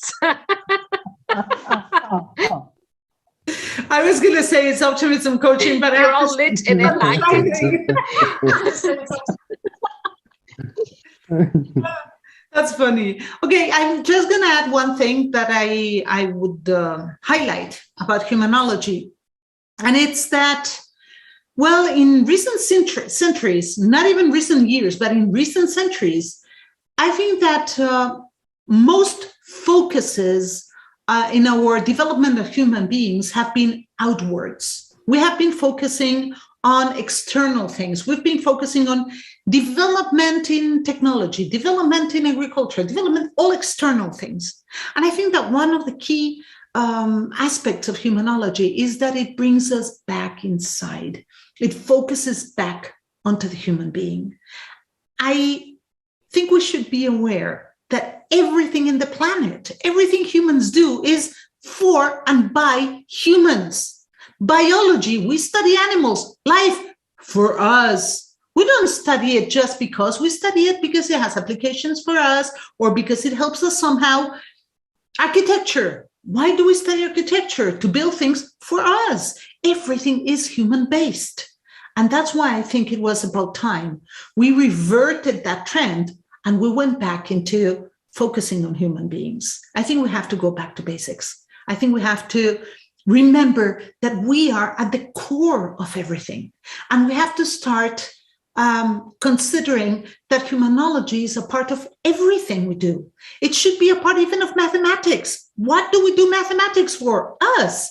So we should also consider what mathematics are doing for humanity and for human beings. So in that sense, I think that it's important to highlight that humanology aims at becoming a science that looks back into the human being.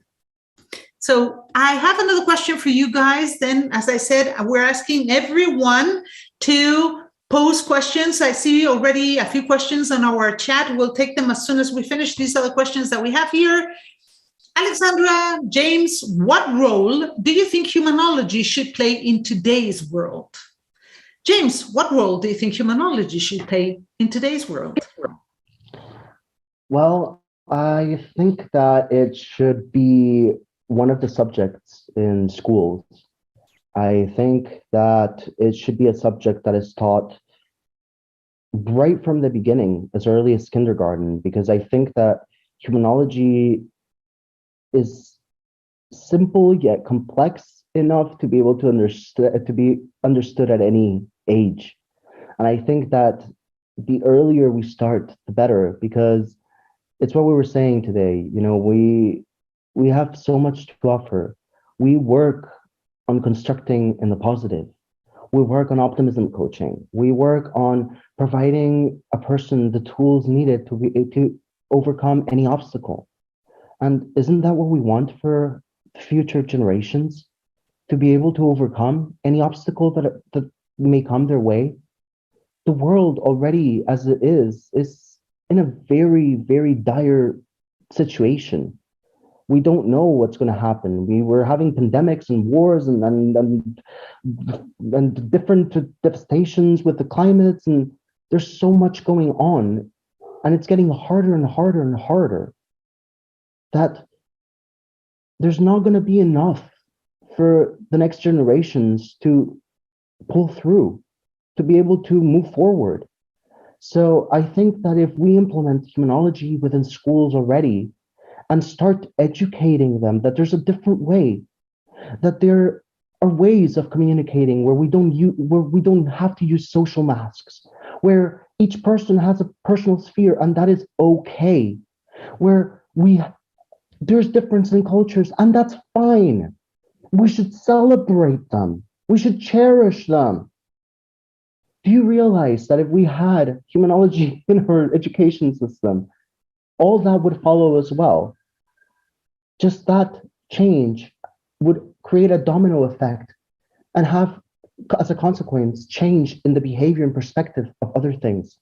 That's what we have done throughout time with multiple different subjects. So why don't we do it with this one too? You know, back in the day, we used to have home ed, we used to have gardening, we used to have other classes in school, right? Not just maths and science and literature. We used to have other things, right? Now it seems as though they never prepare us for the outside world. Well, let's go back to having those useful subjects because, of course, education is very important. But being able to manage yourself in the outside world is twice as important, I'd say, because all the knowledge won't take you there, but humanology will. So, yeah, that I would say that's the role that I think humanology should play. It should be an implemented subject in every single school in the world. Thank you so much, James. Alexandra, where do you see it? Yeah, I see it that it should be everywhere because it would help so many people. And also to come to a question, what Shika said is optimism is often perceived as opposite to realism. And I'm sorry, Alexandra. Sorry, the questions from but I'm coming. Yeah, but that's what is coming. Okay. I want it here, now, because most people I'm working with, they are living so much in the worry side.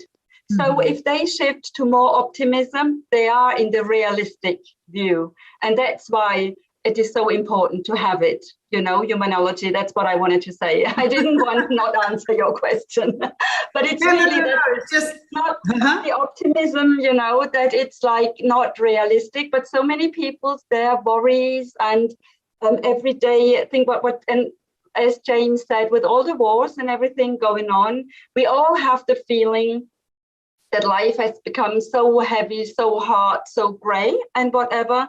And we miss to have a look at all the beautiful things around us. And they also exist. They're also there.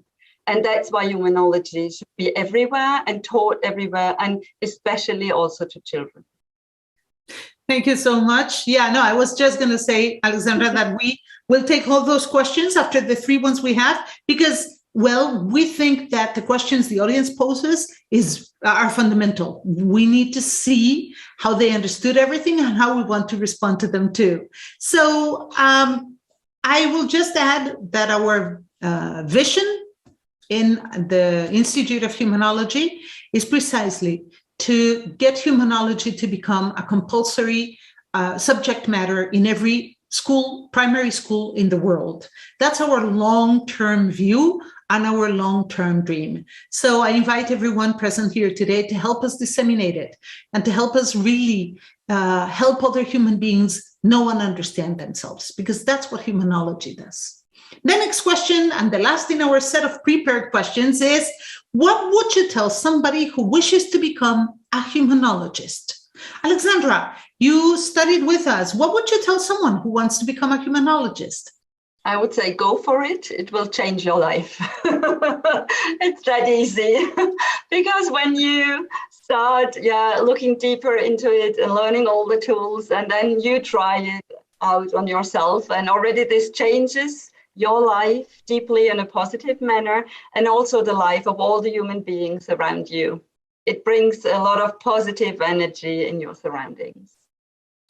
Wow, thank you so much, Alexandra, for that answer. That was very, very straightforward. James, what would you tell somebody? Well, first of all, I would say that is fantastic we want more people to become humanologists. Of course, that's what we're all about. We want humanology everywhere.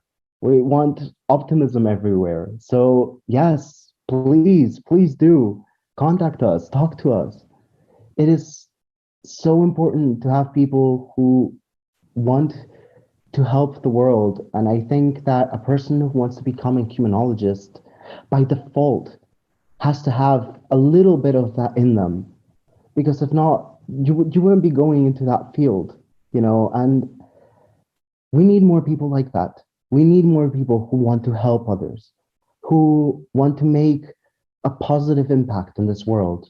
And I think humanology has the capacity to do so. So yes, that's incredible. Please do contact us. We have all the information, and we're more than happy to help and welcome you. That's what we're all about. That's what I would say. Thank you, James. As the director of the Institute of Humanology, though, I have to give a little warning, and that is, with us, almost anybody can become an optimism coach or specialize in some of our tools. But we don't train everybody as humanologists. Not everyone is accepted into our institute to become a humanologist. And why, you may wonder? Well, because in order to be a humanologist, you have to be able to understand and explain human beings. And we explained the 4 elements of the personal sphere of the human being today, and one of them is the worldview. If you have no experience whatsoever, or if your life experience is very limited, you're not going to be able to really see or understand what some of your clients are telling you. Today we have professionals who finish their basic university training at the age of 22. Very, very few people would be really ready to be humanologists at that age, because very few people have had a lot of learnings from life. And one of the key elements in understanding and explaining human beings and becoming a humanologist is mixing all the theoretical and academical knowledge with your own life journey. And if you haven't lived, you can't really fully take other people's shoes. That's why we offer adapted training. We offer specific courses like optimism coaching.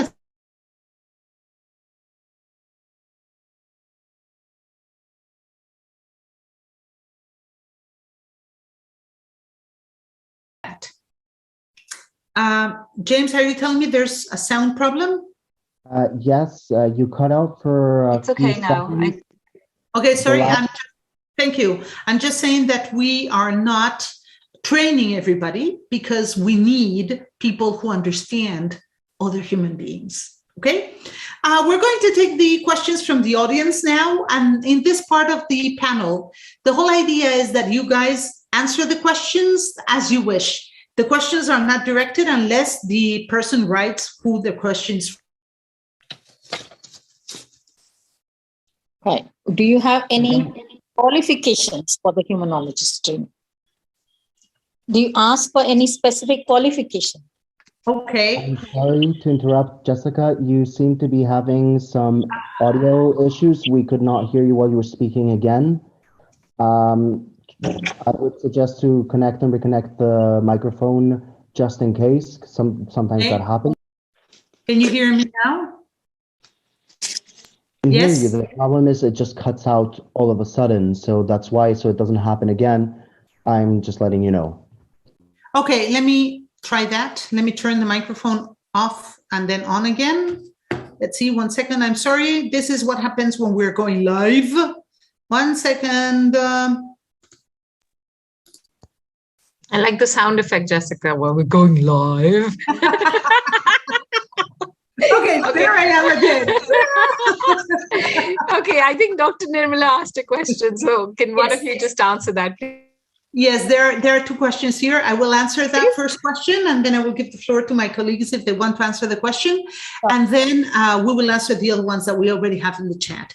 Well, as for people being qualified to become humanologists, we do ask people to have a minimum level of academic training. Why?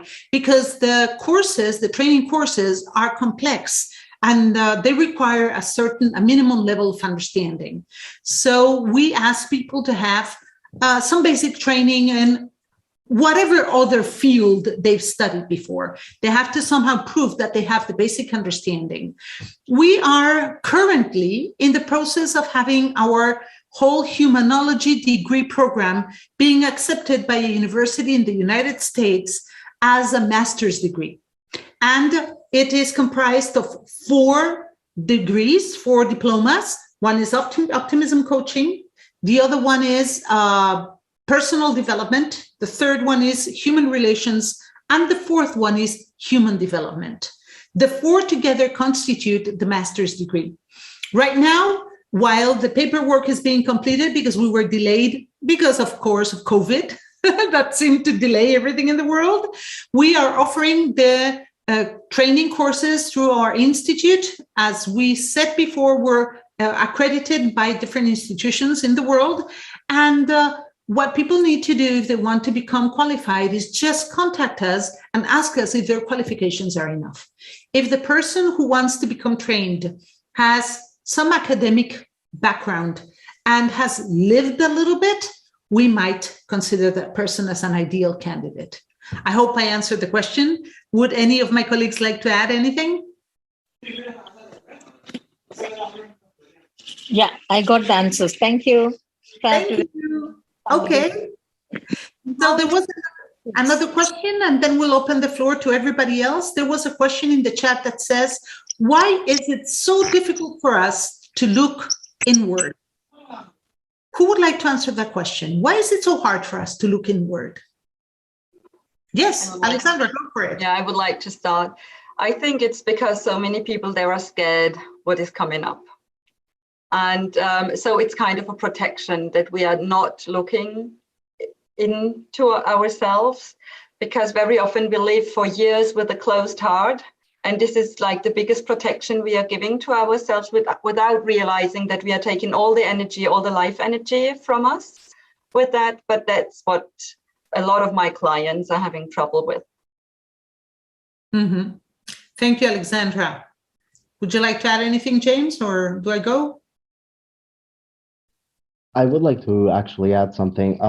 Well, first of all, I would actually ask the person whether they find it hard to look inwards or not, because I don't think everybody has a difficulty with it.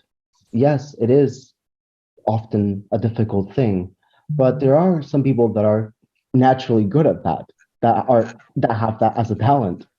So I think that Alexandra's very right in that sense, that we have that protective shield that we put around us, because, well, we've often been told to show ourselves little by little to others. We're told to gradually show our interests, and, oh, you're going to scare them away. You know, how many times have our parents told us that, for example, being kids on the first day of school? Just be yourself, but don't say too much. Just listen, just watch. You're being within yourself. You're staying there. You're shielding yourself. Oh, I'm gonna watch. I'm gonna look around, and little by little, I'm gonna show myself, but very, very little. That's part of what we were talking about before, on when we focus on correcting the negative. You're focusing on correcting something that you consider is negative about yourself. You are looking inwards and you think that what you're going to find is negative. So you're not wanting to focus on it, or you're trying to focus on it in a way to correct it.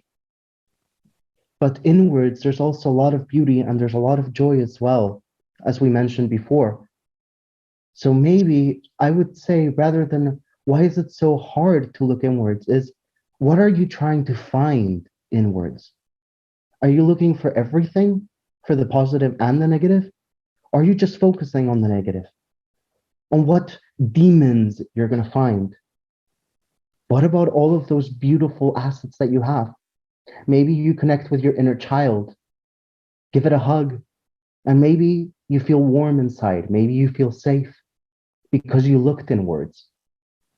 So I would say question that question that you gave us, first of all, because I don't think everybody has the same circumstances or same situations. But if it is something that is difficult for you, try and approach it like we just said, by focusing on the positive, by focusing on what's good inside. Because yes, everything has a good and a bad, but there's always a good. Focus on that. Thank you, James. Let me just add very quickly that once again, and this is something that James touched upon but didn't really go deeper into, once again, it's a matter of learning as well. We're often not taught how to look inward. In certain cultures in the world, the inner world is very important and is very much approached at home, in school, but in other cultures, it's completely neglected and doesn't even exist. So if you have difficulties reaching inwards, you could perhaps work with a humanologist to learn how to go inside and to approach that inwards world of yours with love, care, and positivity, as James just said. We have another question that I would like to pose, and it's a question that touches my heart very much. It's posed by Shika, and she says, optimism, and this is what Alexandra was talking about, optimism is often perceived as opposite to realism. And can you explain how optimism is realistic too? Well, can I answer something? Can I say something? Because this touches my heart so much. Okay, the way I see optimism and pessimism is, imagine there's a continuum, okay? And we have an optimist and a pessimist standing on one end of that continuum. And they both have a goal at the end of the continuum that they want to reach. And they're both standing on that end and they're looking at that goal. And they see that there's an obstacle in between. Let's place an obstacle. There's an obstacle in between. And they both have to get to the goal across from the space. I'm sure you're going to think of people you know when I say what I'm going to say next. What is the pessimist thinking? The pessimist is thinking, oh, I have to get to that goal and it's going to be hard and it's going to be difficult. And look at that obstacle. That obstacle is humongous. It's huge. I'm not going to be able to pass that obstacle. Why do they want me to do all these things?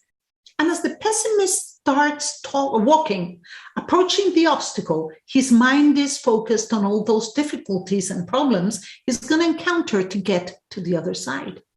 When he finally reaches the obstacle, he goes like, I'm going to pass this obstacle and reach that goal. And he tries and uses the tool that he has. Okay, there we go. I can't pass it. What does the pessimist then do? See, I knew it was impossible. It was very hard. And he immediately gives up. Why? He's already been thinking he can't do it. He only has one or two tools that he can use because those are the ones that he's used before and proved successful. So when those don't work, he just gives up. The optimist, on the other hand, is a person that starts approaching the obstacle while thinking, look at that obstacle on my way, and I have to get to the other end. I'm sure I can overcome that obstacle. There's so many tools I can use. Okay, so he starts approaching the obstacle and tries with the tools he has, like the pessimist did. Oh God, it's harder than I thought. No worries, I'll try something else. Oh no, I can't pass it. It's so hard. Well, then I look this other way. This is a tough obstacle. I know. I'm going to take some impulse and I'm going to just jump the obstacle. What's happening here? What's really actually happening is that, as Alexandra told us today, the optimist is not giving up. The optimist is looking for ways to overcome the obstacle and reach his goal. And if one of the tools he uses doesn't work, he tries another one, and then another one, and then another one. And by doing this all the time in life, what ends up happening is that the optimist becomes more creative, because if one thing doesn't work, he tries something else. More resourceful, because he accumulates a lot of tools that he's been trying on and off his whole life. He becomes more apt and flexible. The pessimist just gives up. So when you tell me that optimism and realism are at the end the same thing, what I can say to that is that optimists are very down-to-earth people with a very logical mind that are very rational. Why? Because we're constantly testing and trying and checking and trying and testing and trying.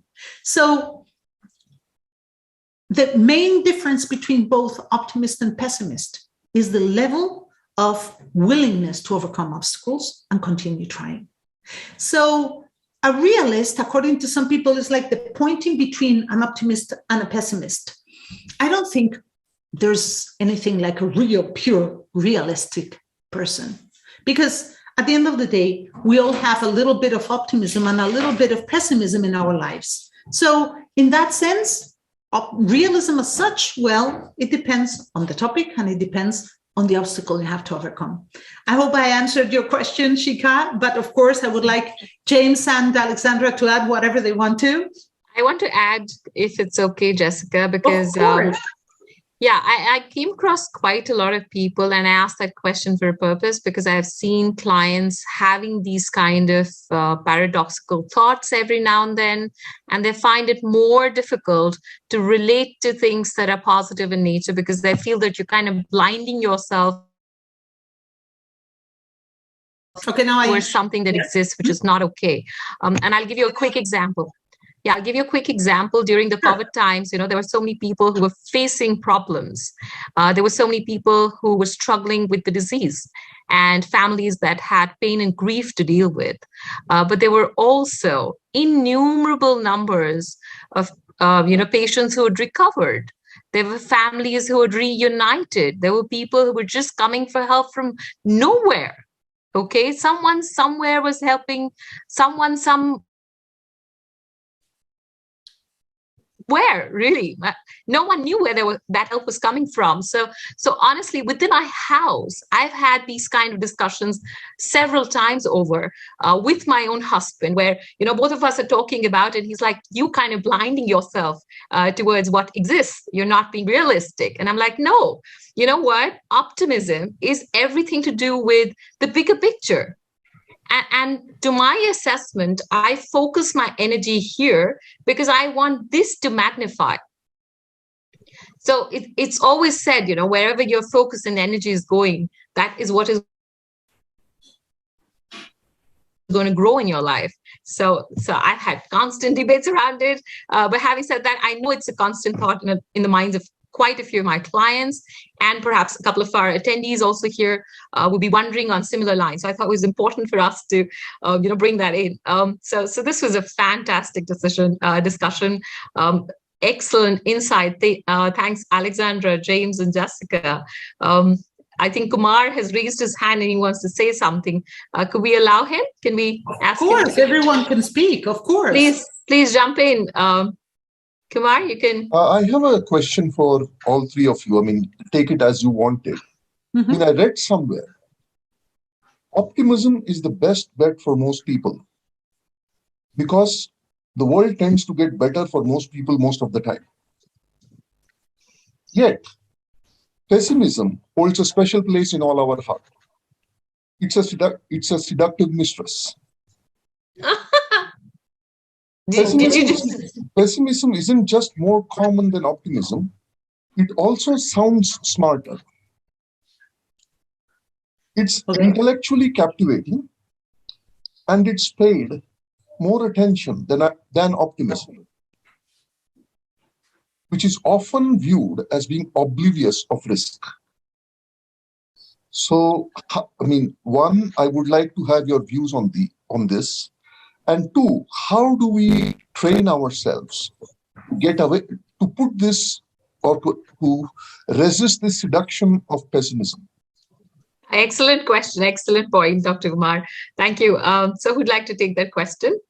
Can I say something that I also wanted to add to your question, Shikha, because I think it's very much related to what Kumar just told us. Sure. One thing is optimism and something else is thoughtlessness. I am sorry. You know, when somebody is la, la, la, la, la, in la, la, land, that's thoughtlessness. That has nothing to do with optimism. As we said before, and we just proved it with the example, a real optimist is the person who thinks, plans, and executes. So they're not thoughtless at all. And regarding pessimism and that perspective and that image that it has in many parts of the world, it is true that we unfortunately are taught to be pessimistic. And that's what's valued in societies. And this fits in perfectly well with what James was explaining today in his presentation. When you're a child, you're born an optimist. All children are born optimists.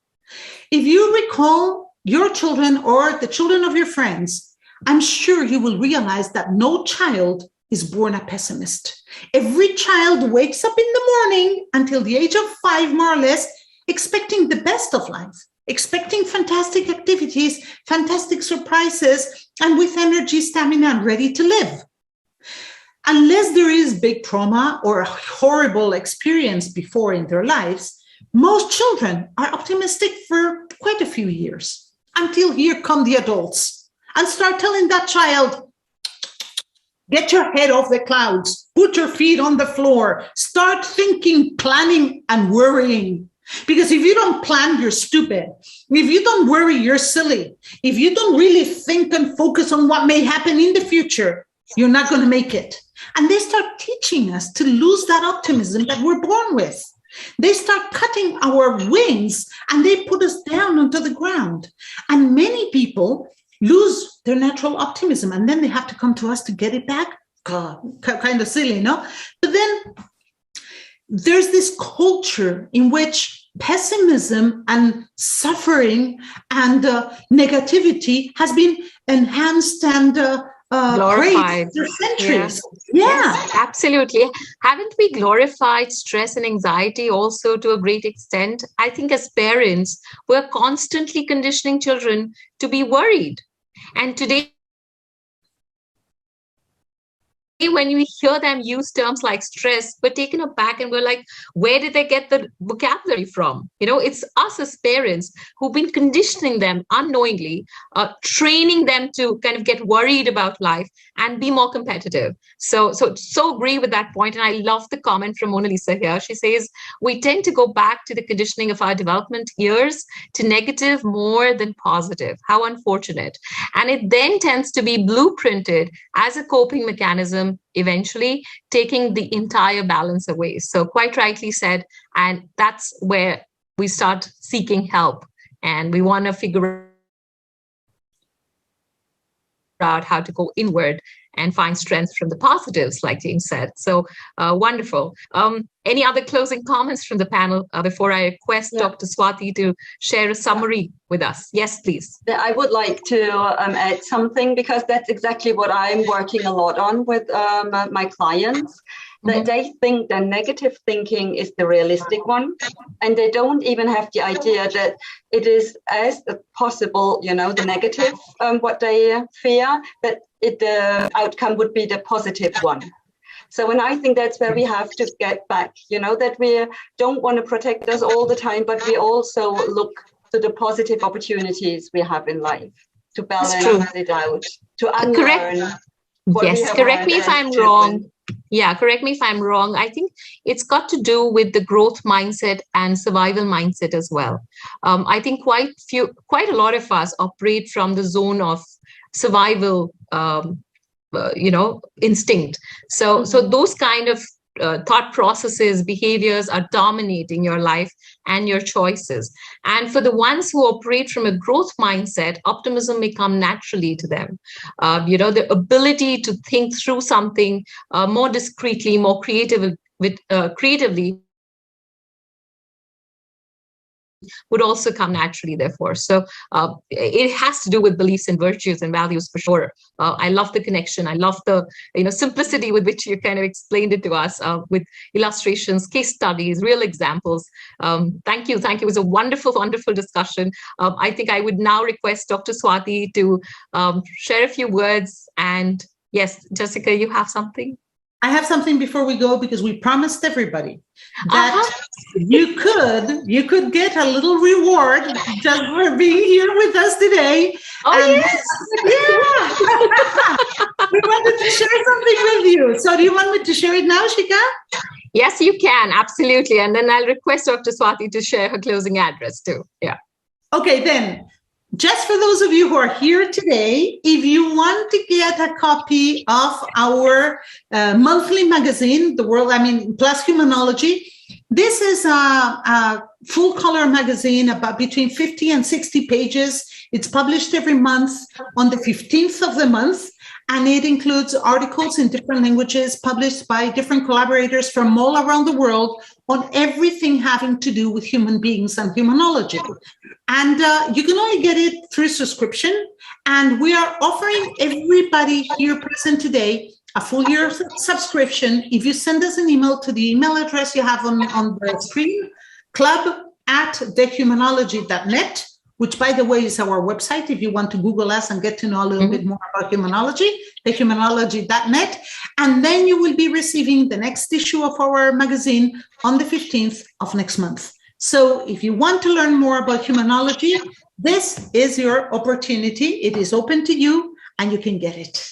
So that's the little surprise and gift that we had for everyone. Wonderful. Thank you. We so appreciate this, Jessica, because this subject has always intrigued me. And I'm sure quite a few of us here today would love to sign up for this. Thank you for that generous offer. Dr. Swati, I'd request you to share a closing address and quick key highlights of the learnings we've gone through today. And we have a little bit of music, so please stick around with us. We're going to have fun, the drive to thrive away. So please stick around. Yes, Dr. Swati. Do you want to play the music before? No, after you. So good evening all. It was a pleasure, and I really didn't know how the time just flew off. And I'm so happy to meet Jessica, Alexandra, and James, and to understand humanology through them. And being a nurse, it always is a pleasure to understand humans, because we always connect internally with the patients. And COVID has brought us to get inside more than the outside part. And Indian philosophy, I mean, the Hindu culture has always been to understand the self or the soul first, because we believe that the whole universe is within us, not outside us. So I could, I was just, I was so happy because there were so many dots which I could connect today. And it was amazing. It was amazing because we always think alike, but when it comes from the experts, you feel, oh, wow. So even I was thinking that it's right. I was not wrong. So because most of the time, whenever we non-experts talk these things in our family, we are always, no, this is wrong. You think like this, but it is not like that. But when it comes from the experts, so I have a reference, Jessica was saying that. So I'm so happy that Jessica, you introduced us to humanology. And it is such an important topic, as James said, that it should be part of every curriculum in the school. And I work on gender issues and health issues. And I can relate how conditioning is so very important that we don't even realize that, we are pessimistic, or we don't even realize that we are our thinking is on a wrong track, because as a human being, God didn't condition us. He just threw us and he told us you have to be happy, because if a child is full, the child is happy only when the child feels hungry or wants to pee or poo, the child cries. Otherwise, the child is happy. So we are inborn happy people. But the society conditions us. That's what Jessica told, the way she described the 4 key elements about personal essence, the belief, how the beliefs shape our actions, and how we understand that we make our personal spheres, and how we completely change into a complete different personality, which we are not actually, and thus there is always a conflict between the two, and we don't even realize that. So she very, very beautifully brought us to the thing that just one thought can ruin our whole life. So it's so important to have right thoughts, to right people, to have right teachers, right parents, right society around us. So it was so very important, and she brought it so well to us. Thank you so much, Jessica, for introducing us to the new perspective of life. Thank you so much. Alexandra was superb, the way she took us to the optimism coaching. She gave us a few tips how we ourselves can relate to optimism coaching, and how one can understand from tree of life, how to understand that where that circle, where the problem is, and how to change your moods. And it is not so difficult if we believe that that is the reality, that changing mood is possible. Because most of the time, me being from healthcare, suddenly if a patient is bad, or if my seniors scold me, suddenly I'm in an elated mood, I just become again in an anxiety mode, or or in a mode that what is going to happen next, within fraction of seconds. But if I am tuned that this is not the way to react, changing mood is in my hand, then I think I will use all the tools what Alexandra mentioned, and I'll be more happy as a person standing next to the patient, and the patient will recover, then be unhappy seeing a terrified nurse or a doctor, I feel. So yes, that was very important, Alexandra. Thank you. And you just regained our confidence by taking us through that whole circle. Thank you so much. James, it was amazing to know how baking and entrepreneurship, and how you completely, gave your example to us by stating so well that, first of all, it's important for us to understand us. Okay. And once you believe in yourself, then I think the whole world will believe you. But if you don't believe in yourself, then I don't think anybody is going to believe you. So, and thank you so much for, pushing us to celebrate ourselves, pushing us to think that, when you made that exercise run, I didn't know that, I'm a good mother. I can talk well.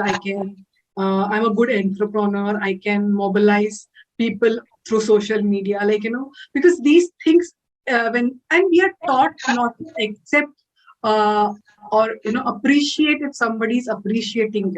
Somewhere you go back, somebody's saying, oh, you're looking beautiful today, and I will have a doubt, what is she saying, or what is he trying to say? How can I be beautiful? Come on, yes, if he or she feels beautiful, it is okay. Why can't I appreciate and take the compliment? It's okay.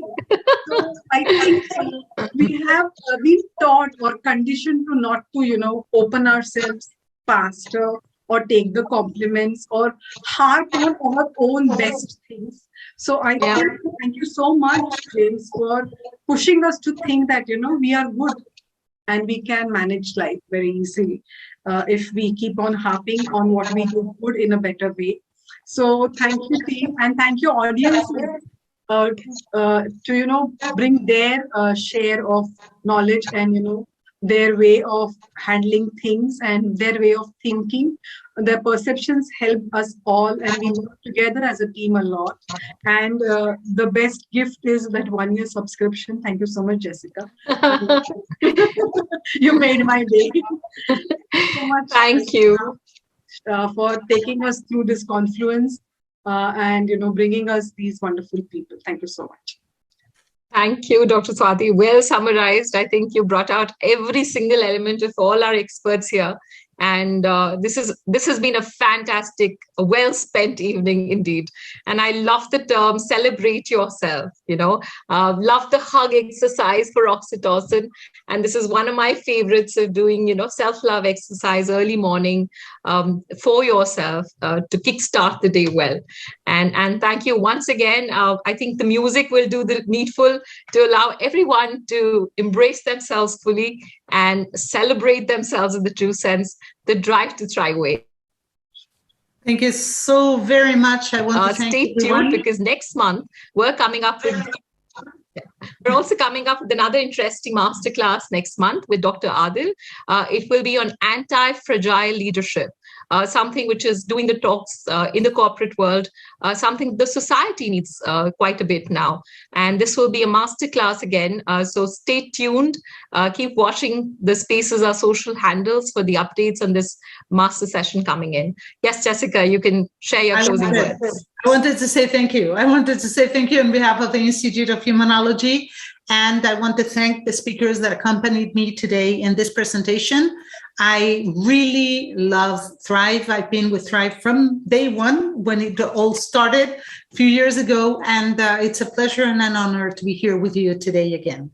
Thank you, everyone. We wanted to finish today on an upbeat note because, of course, this is Optimism coaching, and one of the tools that we use in Optimism coaching is upbeat music, which should drive us into motion and movement.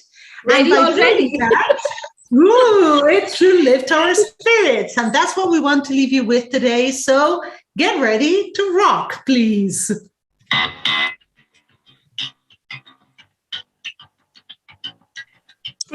Feel free to turn your cameras on. Manas, you can take a couple of clicks. Everyone. Let's turn the camera on, everyone.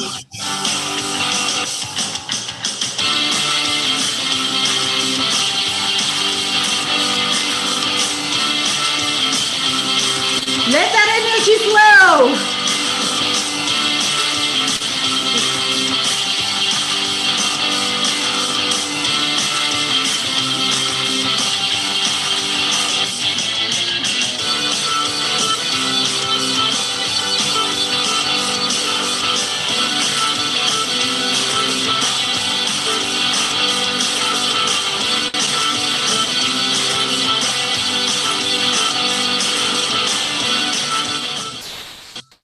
Okay, everybody, just a little upbeat note to get you moving, everyone.